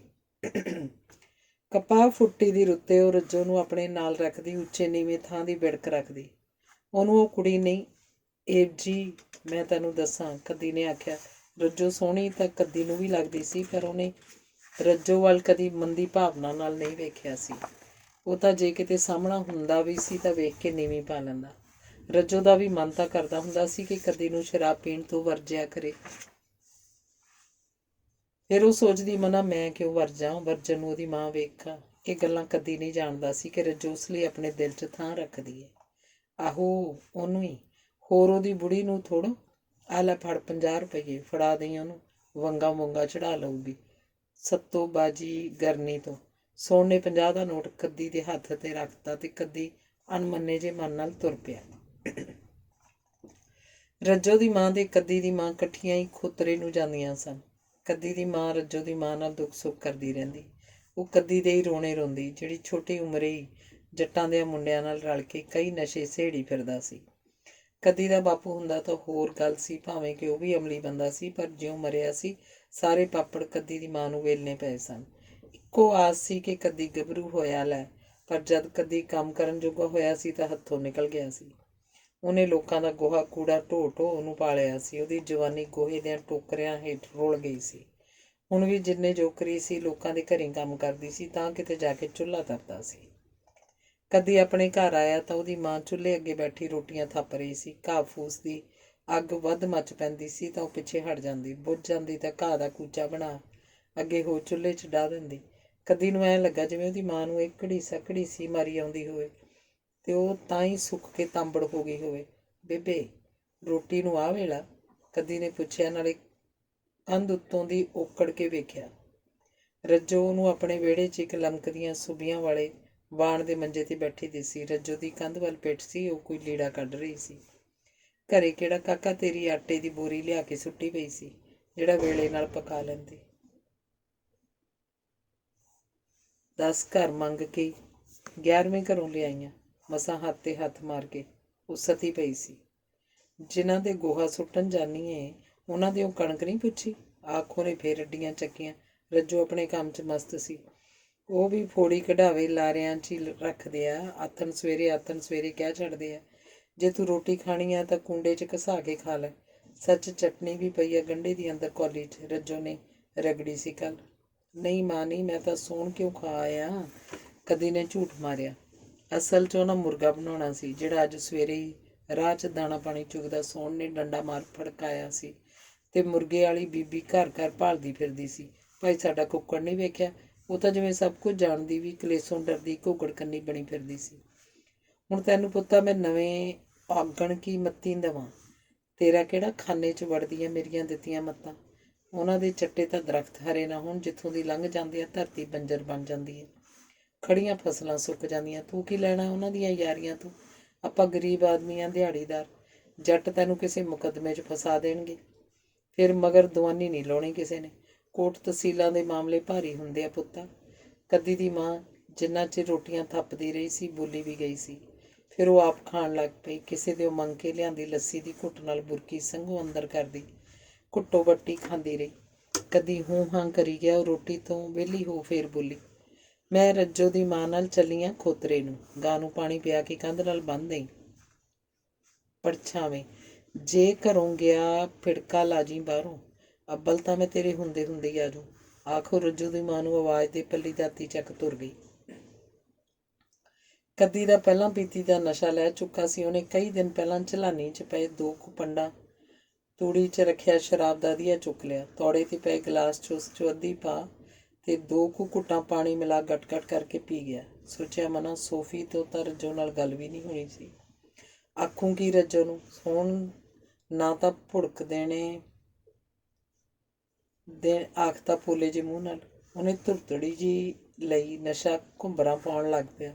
ਕੁੰਡੇ 'ਚੋਂ ਉਂਗਲ ਘਸਾ ਕੇ ਚੱਟੀ, ਮੂੰਹ ਕਰਾਰਾ ਕੀਤਾ। ਕਦੀ ਕੰਧ ਨਾਲ ਟੋਕਰਾ ਲਾ ਕੇ ਟੋਕਰੇ 'ਤੇ ਚੜ੍ਹਿਆ ਤਾਂ ਉਹਦਾ ਸਿਰ ਕੰਧ ਤੋਂ ਹੱਥ ਉੱਚਾ ਹੋ ਗਿਆ। ਰੱਜੋ ਉਦੋਂ ਆਪਣੇ ਧਿਆਨ ਚਾਦਰ 'ਤੇ ਵੇਲ ਬੂਟੀਆਂ ਪਾ ਰਹੀ ਸੀ। ਉਹ ਆਪਣੇ ਆਪ 'ਚ ਇੰਨੀ ਮਸਤ ਸੀ ਕਿ ਆਸੇ ਪਾਸੇ ਦੀ ਕੋਈ ਸੁੱਧ ਬੁੱਧ ਨਹੀਂ ਸੀ। ਉਹ ਤਾਂ ਕੋਈ ਗੀਤ ਗੁਣਗੁਣਾ ਰਹੀ ਸੀ। ਕਦੀ ਨੂੰ ਸਮਝ ਭਾਵੇਂ ਨਹੀਂ ਆਉਂਦੀ ਸੀ, ਪਰ ਭੰਮਰੇ ਦੀ ਭੀਂ ਭੀਂ ਦੀ ਤਰ੍ਹਾਂ ਆਵਾਜ਼ ਕੰਨੀ ਪੈ ਰਹੀ ਸੀ। ਕਦੀ ਨੇ ਰੱਜੂ ਨੂੰ ਬੁਲਾਉਣ ਲਈ ਆਪਣੇ ਆਪ ਨੂੰ ਤਿਆਰ ਕੀਤਾ ਹੀ ਸੀ ਕਿ ਆਵਾਜ਼ ਕਦੀ ਦੇ ਸੰਗ 'ਚ ਹੀ ਰਹਿ ਗਈ। ਰੱਜੋ ਤਰਬਕ ਕੇ ਧੌਣ ਮੋੜ ਉਸ ਵੱਲ ਝਾਕੀ ਤੇ ਕਦੀ ਨੂੰ ਟੁਕਰ ਟੁਕਰ ਆਪਣੇ ਵੱਲ ਝਾਕਦਾ ਵੇਖ ਹੱਸ ਪਈ। ਕਦੀ ਹੋਰ ਨਿਗਾਹ ਨਾਲ ਵੇਖ ਰਿਹਾ ਸੀ, ਰੱਜੋ ਹੋਰ ਨਿਗਾਹ ਨਾਲ। ਦੋਹਾਂ ਦੀ ਤੱਕਣੀ 'ਚ ਜ਼ਮੀਨ ਅਸਮਾਨ ਦਾ ਫਰਕ ਸੀ। ਇੱਕ ਦੀਆਂ ਅੱਖਾਂ 'ਚ ਪਿਆਰ ਸੀ ਤੇ ਦੂਜੇ ਦੀਆਂ ਅੱਖਾਂ 'ਚ ਆਪਣੇ ਆਕਾ ਦਾ ਹੁਕਮ। ਦੋਹਾਂ ਦੇ ਅੰਦਰ ਕਸ਼ਮਕਸ਼ ਚੱਲ ਰਹੀ ਸੀ, ਘੋਲ ਹੋ ਰਿਹਾ ਸੀ। ਅਖੀਰ ਰੱਜੋ ਪਹਿਲ ਕਰ ਗਈ। ਚੋਰਾਂ ਵਾਂਗ ਕੀ ਵੇਖਣ ਡਿਆ? ਇੱਕ ਤਾਣ ਕੇ ਗੱਲ ਕਰ, ਸਾਹਮਣੇ ਝਾਕ ਕੇ ਐ। ਰੱਜੋ ਨੇ ਬੋਲਣ ਲੱਗਿਆ ਦੀਦਾ ਦਲੇਰੀ ਵਿਖਾਈ। ਇੱਕ ਤਾਣੀ? ਮੈਂ ਤਾਂ ਊਂ ਖੜ ਗਿਆ। ਸਹੁੰ ਪਵਾ ਲੈ ਊਂ। ਕਦੀ ਸਿੱਧਾ ਜਿਹਾ ਪੈ ਗਿਆ। ਜੇ ਹੁਣ ਤੱਕ ਸ਼ਬਦ ਇਕੱਠੇ ਕੀਤੇ ਸਨ, ਖਿੱਲਰ ਪੁਲਰ ਗਏ, ਜਿਵੇਂ ਉਹ ਗੂੰਗਾ ਹੋ ਗਿਆ ਹੋਵੇ, ਜੀ ਵੀ ਨਾ ਹੋਵੇ ਮੂੰਹ 'ਤੇ। ਰੱਜੋ ਨੂੰ ਕਦੀ ਮਿਨ ਜੀ ਕਰਦਾ ਵੇਖ ਹਾਸਾ ਆ ਗਿਆ। ਉਹਨੇ ਆਪਣੇ ਮੋਤੀਆਂ ਵਰਗੇ ਦੰਦ ਕੱਢੇ, ਖਿੜਖਿੜ ਕਰਕੇ ਹੱਸੀ। ਐ ਲੱਗਾ ਜਿਵੇਂ ਚਿੱਟੇ ਦੰਦ ਘਿਰ ਜਾਣਗੇ, ਅਨਾਰ ਦਿਆਂ ਦਾਣਿਆਂ ਵਾਂਗ। ਰੱਜੋ ਕਦੀ ਦੇ ਧੁਰ ਅੰਦਰ ਤੱਕ ਉਤਰਦੀ ਗਈ। ਪੀਤੀ ਦਾ ਨਸ਼ਾ ਜਿਵੇਂ ਲਹਿੰਦਾ ਗਿਆ ਤੇ ਰੱਜੋ ਦੇ ਮੁਸ਼ਕੀ ਰੰਗ ਦਾ ਨਸ਼ਾ ਚੜ੍ਹਦਾ ਗਿਆ। ਰੱਜੋ ਪਿਆਰੀ ਪਿਆਰੀ ਲੱਗਣ ਲੱਗ ਪਈ, ਦਿਲ 'ਚ ਉਤਰ ਗਈ ਤਿੱਖੀ ਛੁਰੀ ਵਾਂਗ। ਮੂੰਹ 'ਚ ਛੋਲੇ ਫੁੱਲ ਗਏ। ਆਵੇ ਹੁਣ ਬੋਲਦਾ ਨਹੀਂ ਕੁਛ। ਮੈਂ ਕਿਹੜੇ ਦਿਨਾਂ ਦੀ ਝਾਕਦੀ ਆਂ ਕੰਧ ਵੱਲ ਨੂੰ ਵੀ ਤੂੰ ਝਾਕੇ? ਕਦੀ ਅੱਜ ਝਾਕਿਆ ਤਾਂ ਗੂੰਗਾ ਹੋ ਗਿਆ, ਢੋਰ ਜਿਹਾ ਨਾ ਹੋਵੇ ਤਾਂ। ਰੱਜੋ ਜੇਰਾ ਕਰ ਕੰਧ ਕੋਲ ਆ ਗਈ। ਆਪਣੇ ਪਿਆਰ ਦੀ ਗੰਢ ਉਹ ਖੋਲ੍ਹ ਦੇਣਾ ਚਾਹੁੰਦੀ ਸੀ, ਪਰ ਕਦੀ ਤਾਂ ਸੱਚ ਹੀ ਜਿਵੇਂ ਗੂੰਗਾ ਹੋ ਗਿਆ ਸੀ, ਨਿਰਾ ਮਿੱਟੀ ਦਾ ਮਾਧੋ। ਉਹ ਤਾਂ ਆਪਣੇ ਆਪ ਨੂੰ ਲਾਂਭਾ ਪਾ ਰਿਹਾ ਸੀ ਕਿ ਰੱਜੋ ਉਹਦੇ ਬਾਰੇ ਕੀ ਸੋਚਦੀ ਤੇ ਉਹ ਕੀ ਸੋਚ ਕੇ ਆਇਆ ਸੀ। ਸੌਣ ਵੱਲੋਂ ਦਿੱਤੇ 50 ਦਾ ਨੋਟ ਜਿਵੇਂ ਜ਼ਹਿਰੀਲੇ ਠੂੰਹੇ ਬਣ ਡੰਗ ਮਾਰਨ ਲੱਗ ਪਿਆ ਸੀ। ਤਿੱਖਾ ਖੰਜਰ ਬਣ ਦਿਲ 'ਚ ਚੁਭਦਾ ਲੱਗਿਆ ਸੀ। ਕਦੀ ਪਛਤਾਵੇ ਦੀ ਅੱਗ 'ਚ ਸੜਨ ਲੱਗ ਪਿਆ। ਉਹਦਾ ਰੋਣ ਨਿਕਲ ਗਿਆ, ਅੱਖਾਂ ਵਹਿ ਤੁਰੀਆਂ। ਵੇ ਡੁੰਨਾ, ਤੂੰ ਤਾਂ ਰੋਣ ਲੱਗ ਪਿਆ। ਰਾਂਦੀਆਂ ਕੋਈ ਗੱਲ ਵੀ? ਰੱਜੋ ਦਾ ਜੀ ਕਰਦਾ ਸੀ ਕਿ ਉਹ ਕੰਧ ਟੱਪ ਹਾਣੀ ਦੀਆਂ ਅੱਖਾਂ ਜਾ ਪੂੰਝੇ। ਕਦੀ ਦੀ ਚੁੱਪ ਤੇ ਅੱਖਾਂ 'ਚੋਂ ਵਗ ਰਹੇ ਰਾਵੀ ਝਨਾ ਉਹਦੇ ਅੰਦਰ ਖੁਰਦਲੂ ਪਾਉਣ ਲੱਗ ਪਏ ਸਨ। ਤੂੰ ਮੈਨੂੰ ਸੱਚੀ ਪਿਆਰ ਕਰਦੀ ਹੈ? ਕਦੀ ਮਸਾਂ ਹੀ ਬੋਲਿਆ। ਵਹਿਰੇ ਝਰਨੇ ਨਾਲ ਜਿਵੇਂ ਸਾਰੀ ਮੈਲ ਧੋਤੀ ਗਈ। ਉਹ ਹਟਕੋਰੇ ਲੈਂਦਾ ਬੋਲੀ ਗਿਆ। ਮੈਂ ਤਾਂ ਤੇਰੀ ਇੱਜ਼ਤ ਮੁੱਲ ਲੈਣ ਆਇਆ ਸੀ ਰੱਜੋ। ਮੈਂ ਤਾਂ ਬਹੁਤ ਹੀ ਬੁਰਾ ਕਰ ਚੱਲਿਆ ਸੀ, ਬਹੁਤ ਹੀ ਬੁਰਾ। ਉਹਨੇ ਹਟਕੋਰਿਆਂ 'ਚ ਹੀ ਆਪਣੀ ਕਰਤੂਤ ਦੱਸੀ। ਰੱਜੋ ਨੂੰ ਕਦੀ ਦੀ ਹਾਲਤ 'ਤੇ ਤਰਸ ਆਇਆ। ਖੁਰਲੀ 'ਤੇ ਚੜ੍ਹ ਕਦੀ ਦੀਆਂ ਅੱਖਾਂ ਪੂੰਝੀਆਂ। ਰੱਜੋ ਕੀ ਕੰਧ ਨਾਲ ਛੋਟੀ ਜਿਹੀ ਖੁਰਲੀ ਬਣੀ ਸੀ ਤੇ ਵਿਹੜਾ ਵੀ ਕਦੀ ਕਿਆਂ ਦੇ ਵਿਹੜੇ ਨਾਲੋਂ ਉੱਚਾ ਸੀ। ਚੰਗਾ ਲਾ ਕੰਨਾਂ ਨੂੰ ਹੱਥ ਵੀ ਅੱਗੇ ਤੋਂ ਸ਼ਰਾਬ ਨਹੀਂ ਪੀਂਦਾ, ਨਾਲੇ ਉਹਨਾਂ ਭਰਾਵਾਂ ਪਿੱਟਿਆਂ ਜੱਟਾਂ ਨਾਲ ਕੋਈ ਸਾਂਝ ਨਹੀਂ ਰੱਖਦਾ। ਰੱਜੋ ਵੱਡੀ ਵਡੇਰੀ ਲੱਗ ਰਹੀ ਸੀ। ਕਦੀ ਇੱਕ ਵਾਰ ਕੀ ਬਾਰ ਕੰਨਾਂ ਨੂੰ ਹੱਥ ਲਾ ਰਿਹਾ ਸੀ, ਸਹੁੰ ਸੁਗੰਧਾਂ ਖਾਂਦਾ ਰਿਹਾ ਸੀ। ਅੱਜ ਤੋਂ ਬਾਅਦ ਨਸ਼ੇ ਦਾ ਕੀ? ਜੇ ਕੋਈ ਤੇਰੇ ਵੱਲ ਕਹਿਰੀ ਅੱਖ ਝਾਕਿਆ ਵੀ, ਮੈਂ ਆਨੇ ਕੱਢ ਦੂੰ ਝਾਕਣ ਵਾਲੇ ਦੇ। ਮੈਂ ਤਾਂ ਬਾਈ ਦਲੀਪ ਤੋਂ ਵੀ ਮਾਫ਼ੀ ਮੰਗੂ। ਮੈਥੋਂ ਉਸ ਵਿਚਾਰ ਦੀ ਐਵੇਂ ਜਾ ਜਾਂਦੀ ਹੋ ਜਾਣੀ ਸੀ। ਪਤਾ ਨਹੀਂ ਕੀ ਪੁੱਠੀ ਭੰਬਾਲੀ ਆ ਗਈ ਸੀ ਮੇਰੀ ਮੱਤ ਨੂੰ। ਉਹ ਆਪਣੀਆਂ ਸੋਹਣਕਿਆਂ ਨਾਲ ਰਲ ਕੇ ਕੀਤੀਆਂ ਗਲਤੀਆਂ 'ਤੇ ਪਛਤਾ ਰਿਹਾ ਸੀ, ਪਛਤਾਵੇ 'ਚ ਸਿਰ ਮਾਰ ਰਿਹਾ ਸੀ। ਤੈਨੂੰ ਤਾਂ ਇਹ ਵੀ ਸਮਝ ਨਹੀਂ ਆਈ, ਤੇਰੀ ਮਾਂ ਨੇ ਤੈਨੂੰ ਕਿੰਨੇ ਜਫਰ ਜਾਲ ਕੇ ਪਾਲਿਆ ਤੇ ਤੂੰ ਉਹਦੀਆਂ ਸਾਰੀਆਂ ਆਸਾਂ 'ਤੇ ਗੱਭਰੂ ਹੋ ਕੇ ਪੋਚਾ ਫੇਰਤਾ। ਰੱਜੋ ਫਿਰ ਸ਼ੁਰੂ ਹੋ ਗਈ। ਜੋ ਹੋ ਗਿਆ ਸੋ ਹੋ ਗਿਆ। ਹੁਣ ਮੈਂ ਸੌਣ ਨੂੰ ਅੱਡੇ ਵੱਲ ਮੂੰਹ ਨਹੀਂ ਕਰਦਾ। ਉਹਨੇ ਦਿੱਤੇ 50 ਰੁਪਈਏ ਜ਼ਰੂਰ ਉਹਦੇ ਮੂੰਹ 'ਤੇ ਮਾਰਨ ਜਾਊਂ, ਜਿਨ੍ਹਾਂ ਨਾਲ ਮੈਨੂੰ ਖਰੀਦਣ ਆਇਆ ਸੀ। ਆਖ ਰੱਜੋ ਹੱਸ ਪਈ। ਹੁਣ ਸ਼ਰਮ ਤਾਂ ਨਾ ਦੇ। ਜੋ ਹੋਇਆ ਅੱਜ ਤੋਂ ਬਾਅਦ ਨਹੀਂ ਹੁੰਦਾ। ਕਦੀ ਫਿਰ ਕੰਨਾਂ ਨੂੰ ਹੱਥ ਲਾ ਗਿਆ। ਕਦੀ ਦੀ ਮਾਂ ਖੋਤਰਾ ਲੈ ਕੇ ਆਈ ਤਾਂ ਕਦੀ ਅਜੇ ਘਰੇ ਹੀ ਸੀ। ਉਹ ਹੈਰਾਨ ਸੀ ਕਿ ਕਦੀ ਇੰਨਾ ਚਿਰ ਘਰੇ ਕਿਵੇਂ ਟਿਕ ਕੇ ਬੈਠਾ ਰਿਹਾ, ਤੇ ਉਦੋਂ ਤਾਂ ਹੈਰਾਨਗੀ ਸਿਖਰ 'ਤੇ ਪਹੁੰਚ ਗਈ ਜਦੋਂ ਕਦੀ ਪੌਣੀ ਵਾਲਾ ਰੱਸਾ ਤੇ ਕੁਹਾੜੀ ਚੱਕਦਿਆਂ ਬੋਲਿਆ, ਮੈਂ ਖਤਾਨਾਂ 'ਚੋਂ ਲੱਕੜਾਂ ਲੈਣ ਚੱਲਿਆ ਮਾਂ। ਜੇ ਕਿਸੇ ਦਿਓ ਭਰੀ ਛਟੀਆਂ ਦੀ ਮਿਲ ਗਈ ਤਾਂ ਉਹ ਲੈਂਦਾ ਆਊਂ। ਕਦੀ ਦੀ ਸੁਣ ਰੱਤੀ ਨੇ ਆਪਣੇ ਆਪ ਨੂੰ ਚੁੰਡੀ ਵੱਢ ਕੇ ਵੇਖੀ ਸੀ ਕਿ ਕਿਤੇ ਸੁਪਨਾ ਤਾਂ ਨਹੀਂ। ਸੌਣ ਬੇਸਬਰਿਆਂ ਵਾਂਗ ਕਦੀ ਦੀ ਉਡੀਕ ਕਰ ਰਿਹਾ ਸੀ। ਉਹਨੂੰ ਉਮੀਦ ਸੀ ਕਿ ਜਿਹੜਾ ਕਦੀ ਹੁਣ ਤੱਕ ਨਹੀਂ ਮੁੜਿਆ, ਜ਼ਰੂਰ ਆਪਣੀ ਗੁਆਂਢਣ ਕੁੜੀ ਨੂੰ ਵਰਗਲਾ ਕੇ ਲੈ ਆਊ। ਕੋਈ ਝੂਠ ਤੂਫਾਨ ਮਾਰ। ਪਰ ਜਦ ਉਹਨੇ ਕਦੀ ਦੇ ਹੱਥ 'ਚ ਰੱਸਾ ਵੇਖਿਆ ਤਾਂ ਉਮੀਦ ਟੁੱਟਦੀ ਲੱਗੀ। ਸੋਹਣ ਆਪਣੇ ਅੱਡੇ ਦੇ ਬਾਰ 'ਚ ਹੀ ਖੜਾ ਸੀ। ਕਦੀ ਨੇ ਵੀ ਉੱਥੋਂ ਦੀ ਲੰਘਣਾ ਸੀ। ਜਿਹੜਾ ਨੋਟ ਠੂਏ ਬਣ ਡੰਗ ਮਾਰ ਰਿਹਾ ਸੀ ਉਹ ਵੀ ਮੋੜਨਾ ਸੀ। ਆਹ ਚੱਕ। ਕਦੀ ਨੇ ਨੋਟ ਉਹਦੇ ਵੱਲ ਵਧਾਤਾ। ਕਿਉਂ? ਕੀ ਕਹਿੰਦੀ? ਆਖ ਸੋਹਣ ਨੇ ਨੋਟ ਫੜ ਲਿਆ। ਗਰੀਬ ਦੀ ਇੱਜ਼ਤ ਇੰਨੀ ਸਸਤੀ ਨਹੀਂ ਹੁੰਦੀ ਜਿੰਨੀ ਤੂੰ ਸੋਚ ਲਿਆ। ਅੱਜ ਤੋਂ ਬਾਅਦ ਰੱਜੋ ਵੱਲ ਮਾੜੀ ਨਿਗਾਹ ਨਾਲ ਝਾਕੀ। ਮੈਂ ਤੈਨੂੰ ਦੱਸਾਂ। ਆਖ ਕਦੀ ਤੁਰ ਨਹੀਂ ਲੱਗਾ ਸੀ ਜਦ ਸੋਹਣ ਬੋਲਿਆ। ਕੀ ਆਖਿਆ? ਕਿਤੇ ਭੰਗ ਤਾਂ ਨਹੀਂ ਪੀ ਆਇਆ ਢੇਡੇ? ਜਾਤ ਕੁਜਾਤ ਨਾ ਪਰਖ, ਨਹੀਂ ਗਲ 'ਚ ਰੱਸਾ ਪਾ ਕੇ ਕਿੱਕਰ ਨਾਲ ਟੰਗ ਦੂੰ। ਭਲਾ ਬਣਿਆ ਫਿਰਦਾ ਹੋਵੇਂ। ਅੱਜ ਤੋਂ ਬਾਅਦ ਤੇਰੀ ਮੇਰੀ ਬਸ। ਮੈਂ ਫੇਰ ਕਹਿਣਾ, ਜੇ ਰੱਜੋ ਵੱਲ ਝਾਕਿਆ ਆਨੇ ਫੁੱਟ ਦੂੰ, ਢੇਕਾ ਜੱਟ ਨਾ ਹੋਵੇ ਤਾਂ। ਅੱਗੇ ਮੇਰਾ ਦਲੀਪ ਨਾਲ ਵੱਟ ਪਵਾਤਾ, ਭਲੇ ਮਾਨਸ ਬੰਦੇ ਨਾਲ। ਜਿਹੜੀਆਂ ਕਰਤੂਤਾਂ ਮੈਂ ਤੁਹਾਡੇ ਨਾਲ ਮਿਲ ਕੇ ਕਰਦਾ ਰਿਹਾ, ਮੇਰੀ ਮੱਤ ਮਾਰੀ ਗਈ ਸੀ। ਫਿਕਰ ਨਾ ਕਰਿਓ, ਉਹ ਨਹੀਂ ਦੱਸਦਾ ਕਿਸੇ ਨੂੰ। ਤੁਹਾਡੇ ਵਾਂਗੂ ਗਦਾਰ ਨਹੀਂ ਮੈਂ। ਕਦੀ ਇੱਕੋ ਸਾਹ ਕਾਫੀ ਕੁਝ ਆਖਦਾ ਅੱਗੇ ਲੰਘ ਗਿਆ। ਸੁਣ ਕੇ ਸੋਹਣ ਸ਼ੈਂ ਹੋ ਗਿਆ। ਉਹ ਤਾਂ ਸੋਚ ਰਿਹਾ ਸੀ ਛਿਪਦੇ ਵੱਲੋਂ ਸੂਰਜ ਕਿਵੇਂ ਚੜ੍ਹ ਆਇਆ। ਉਹ ਕੀ ਜਾਣਦਾ ਸੀ ਕਿ ਜੇ ਆਦਮੀ ਹੈਵਾਨ ਬਣ ਸਕਦਾ ਹੈ ਤਾਂ ਹੈਵਾਨ ਤੋਂ ਇਨਸਾਨ ਬਣਦਿਆਂ ਚਿਰ ਨਹੀਂ ਲੱਗਦਾ। ਸੋਹਣ ਨੇ ਦੜ ਵੱਟਣ 'ਚ ਭਲਾਈ ਸਮਝੀ। ਬਾਪੂ, ਉਸ ਕਬੀ ਮਗਰ ਸਾਰਾ ਪਿੰਡ ਆ। ਉਹ ਤਾਂ ਰਾਤਾਂ ਨੂੰ ਸਕੂਲ ਵੀ ਲਾਉਂਦਾ ਅਨਪੜ੍ਹਾਂ ਨੂੰ ਪੜ੍ਹਾਉਣ ਵਾਸਤੇ। ਕਹਿੰਦੇ ਆ ਤਾਏ ਵਾਲੀ ਜ਼ਮੀਨ ਵੀ ਉਹਦੇ ਨਾਂ ਹੋ ਗਈ। ਜੇ ਕੱਲ੍ਹ ਕਲੋਤਰ ਨੂੰ ਤੈਨੂੰ ਕੁਝ ਹੁੰਦਾ ਹੈ, ਹਿੱਸਾ ਇੱਧਰੋਂ ਵੀ ਲਿਜਾਊ, ਫਿਰ ਮੈਂ ਦੁੰਬ ਫੜ ਲਊਂ ਇਹਦਾ। ਇੱਕ ਦਿਨ ਸੋਹਣ ਨੇ ਲਾਲ ਨੂੰ ਆਖਿਆ, ਤੂੰ ਪਹਿਲਾਂ ਮੈਨੂੰ ਹੀ ਕੁਝ ਕਰਵਾ, ਨਾਲੇ ਦਿਮਾਗ ਫਿਰੇ ਵਾਲਿਆ। ਤੂੰ ਇਹ ਗੱਲ ਤਾਂ ਦਿਮਾਗ 'ਚੋਂ ਕੱਢ। ਪੁੰਨ ਹੋਵੇ ਹੇਵੇ ਵਾਲਾ ਆਪਣੇ ਪਿਓ ਦੀ ਜ਼ਮੀਨ 'ਚੋਂ ਹਿੱਸਾ ਨਹੀਂ ਲੈ ਸਕਦਾ। ਲਾਲ ਬੋਲਿਆ। ਫਿਰ ਵੀ ਕੀ? ਮੈਨੂੰ ਨਹੀਂ ਫਿਕਰ? ਲਾਲ ਨੇ ਆਖਿਆ। ਉਹ ਮਨ 'ਚ ਆਖ ਰਿਹਾ ਸੀ, ਹੁਣੇ ਮੈਂ ਤੇਰੇ ਨਾਢੂ ਖਾਨ ਦੇ ਨਾਂ ਕਰਵਾ ਕੇ ਆਪਦੇ ਹੱਥ ਵਢਵਾਉਣੇ ਆ। ਫਿਰ ਦੋਵੇਂ ਪਿਓ ਪੁੱਤ ਆਉਣ ਵਾਲੀਆਂ ਸਰਪੰਚੀ ਦੀਆਂ ਚੋਣਾਂ ਦੀਆਂ ਗੱਲਾਂ ਕਰਨ ਲੱਗ ਪਏ। ਦਲਬੀਰ ਹੁਣਾਂ ਦੇ ਮਾਰੇ ਡਾਕੇ ਦੀ ਰਕਮ ਝੋਕ ਸਹਿਜੇ ਹੀ ਚੋਣ ਜਿੱਤੀ ਜਾ ਸਕਦੀ ਸੀ। ਉਦੋਂ ਨੂੰ ਤਾਂ ਇੱਕ ਅੱਧ ਹੱਥ ਹੋਰ ਵੀ ਮਾਰਿਆ ਜਾ ਸਕਦਾ ਸੀ। ਤਾਂ ਇੱਕ ਦਿਨ ਲਾਲ ਨੇ ਸ਼ਰਮੇ ਥਾਣੇਦਾਰ ਨੂੰ ਆਖਿਆ ਸੀ, ਸ਼ਰਮਾ ਜੀ ਦੱਸੋ ਕੋਈ ਅੱਗੇ ਵਾਂਗੂ ਤਕੜਾ ਜਿਹਾ ਘਰ, 4 ਪੈਸੇ ਹੱਥ 'ਚ ਆਉਣ ਤਾਂ ਸਰਪੰਚੀ ਜਿੱਤੀ ਐਤਕੀ। ਮੇਰੀ ਤਾਂ ਇੱਥੋਂ ਬਦਲੀ ਹੋ ਗਈ ਆ ਮਿੱਤਰਾ, ਤੈਨੂੰ ਸੱਚੀ ਦੱਸਾਂ। ਇੱਕ ਅੱਧਾ ਦਿਨ ਹੀ ਆ। ਗੁਰਦੌਰ ਸਿੰਘ ਆਊ ਮੇਰੀ ਥਾਂ 'ਤੇ।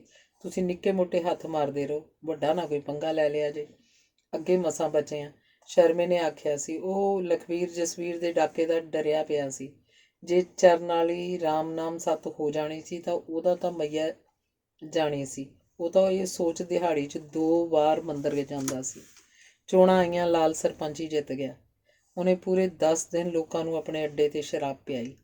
ਅਮਲੀ ਛਮਲੀ ਅਫੀਮ ਖਾ ਢੋਲੇ ਦੀਆਂ ਲਾਉਂਦੇ। ਗਰੀਬ ਗੁਰਬਿਆਂ 'ਚ ਪੈਸੇ ਵੰਡ ਹੱਥੀਂ ਵੋਟਾਂ ਫੜ ਲਈਆਂ। ਕਈ ਡਰਦੇ ਮਾਰੇ ਊਂ ਵੋਟ ਪਾ ਗਏ। ਜਿਹੜਾ ਚਰਨ ਹੋਣਾ ਦਾ ਉਮੀਦਵਾਰ ਸੀ ਉਹ ਚੋਣ ਹਾਰ ਗਿਆ। ਦਲੀਪ ਜ਼ਰੂਰ ਮੈਂਬਰੀ ਜਿੱਤ ਗਿਆ। ਉਸ ਦਿਨ ਸੋਹਣ ਹੋਣਾ ਨੇ ਫਾਇਰ ਕਰ ਝੰਡਾ ਲਾ ਲਈਆਂ। ਸਾਰੀ ਰਾਤ ਦੀਵਾਲੀ ਬਣੀ ਰਹੀ। ਉਹਨਾਂ ਦੇ ਤਾਂ ਸਰਪੰਚੀ ਸਿਰ ਚੜ੍ਹ ਬੋਲਣ ਲੱਗ ਪਈ। ਲਾਲ ਕੋਲ ਇਲਾਕੇ ਦਾ MLA 10-20 ਦਿਨੀ ਗੇੜਾ ਮਾਰਦਾ। ਲੋਕ ਵੋਟਾਂ ਪਾ ਕੇ ਪਛਤਾ ਰਹੇ ਸਨ। ਅੱਗੇ ਚੂਹਾ ਮਾਣ ਨਹੀਂ ਸੀ, ਹੁਣ ਮਗਰ ਛੱਜ ਵੱਜ ਗਿਆ ਸੀ।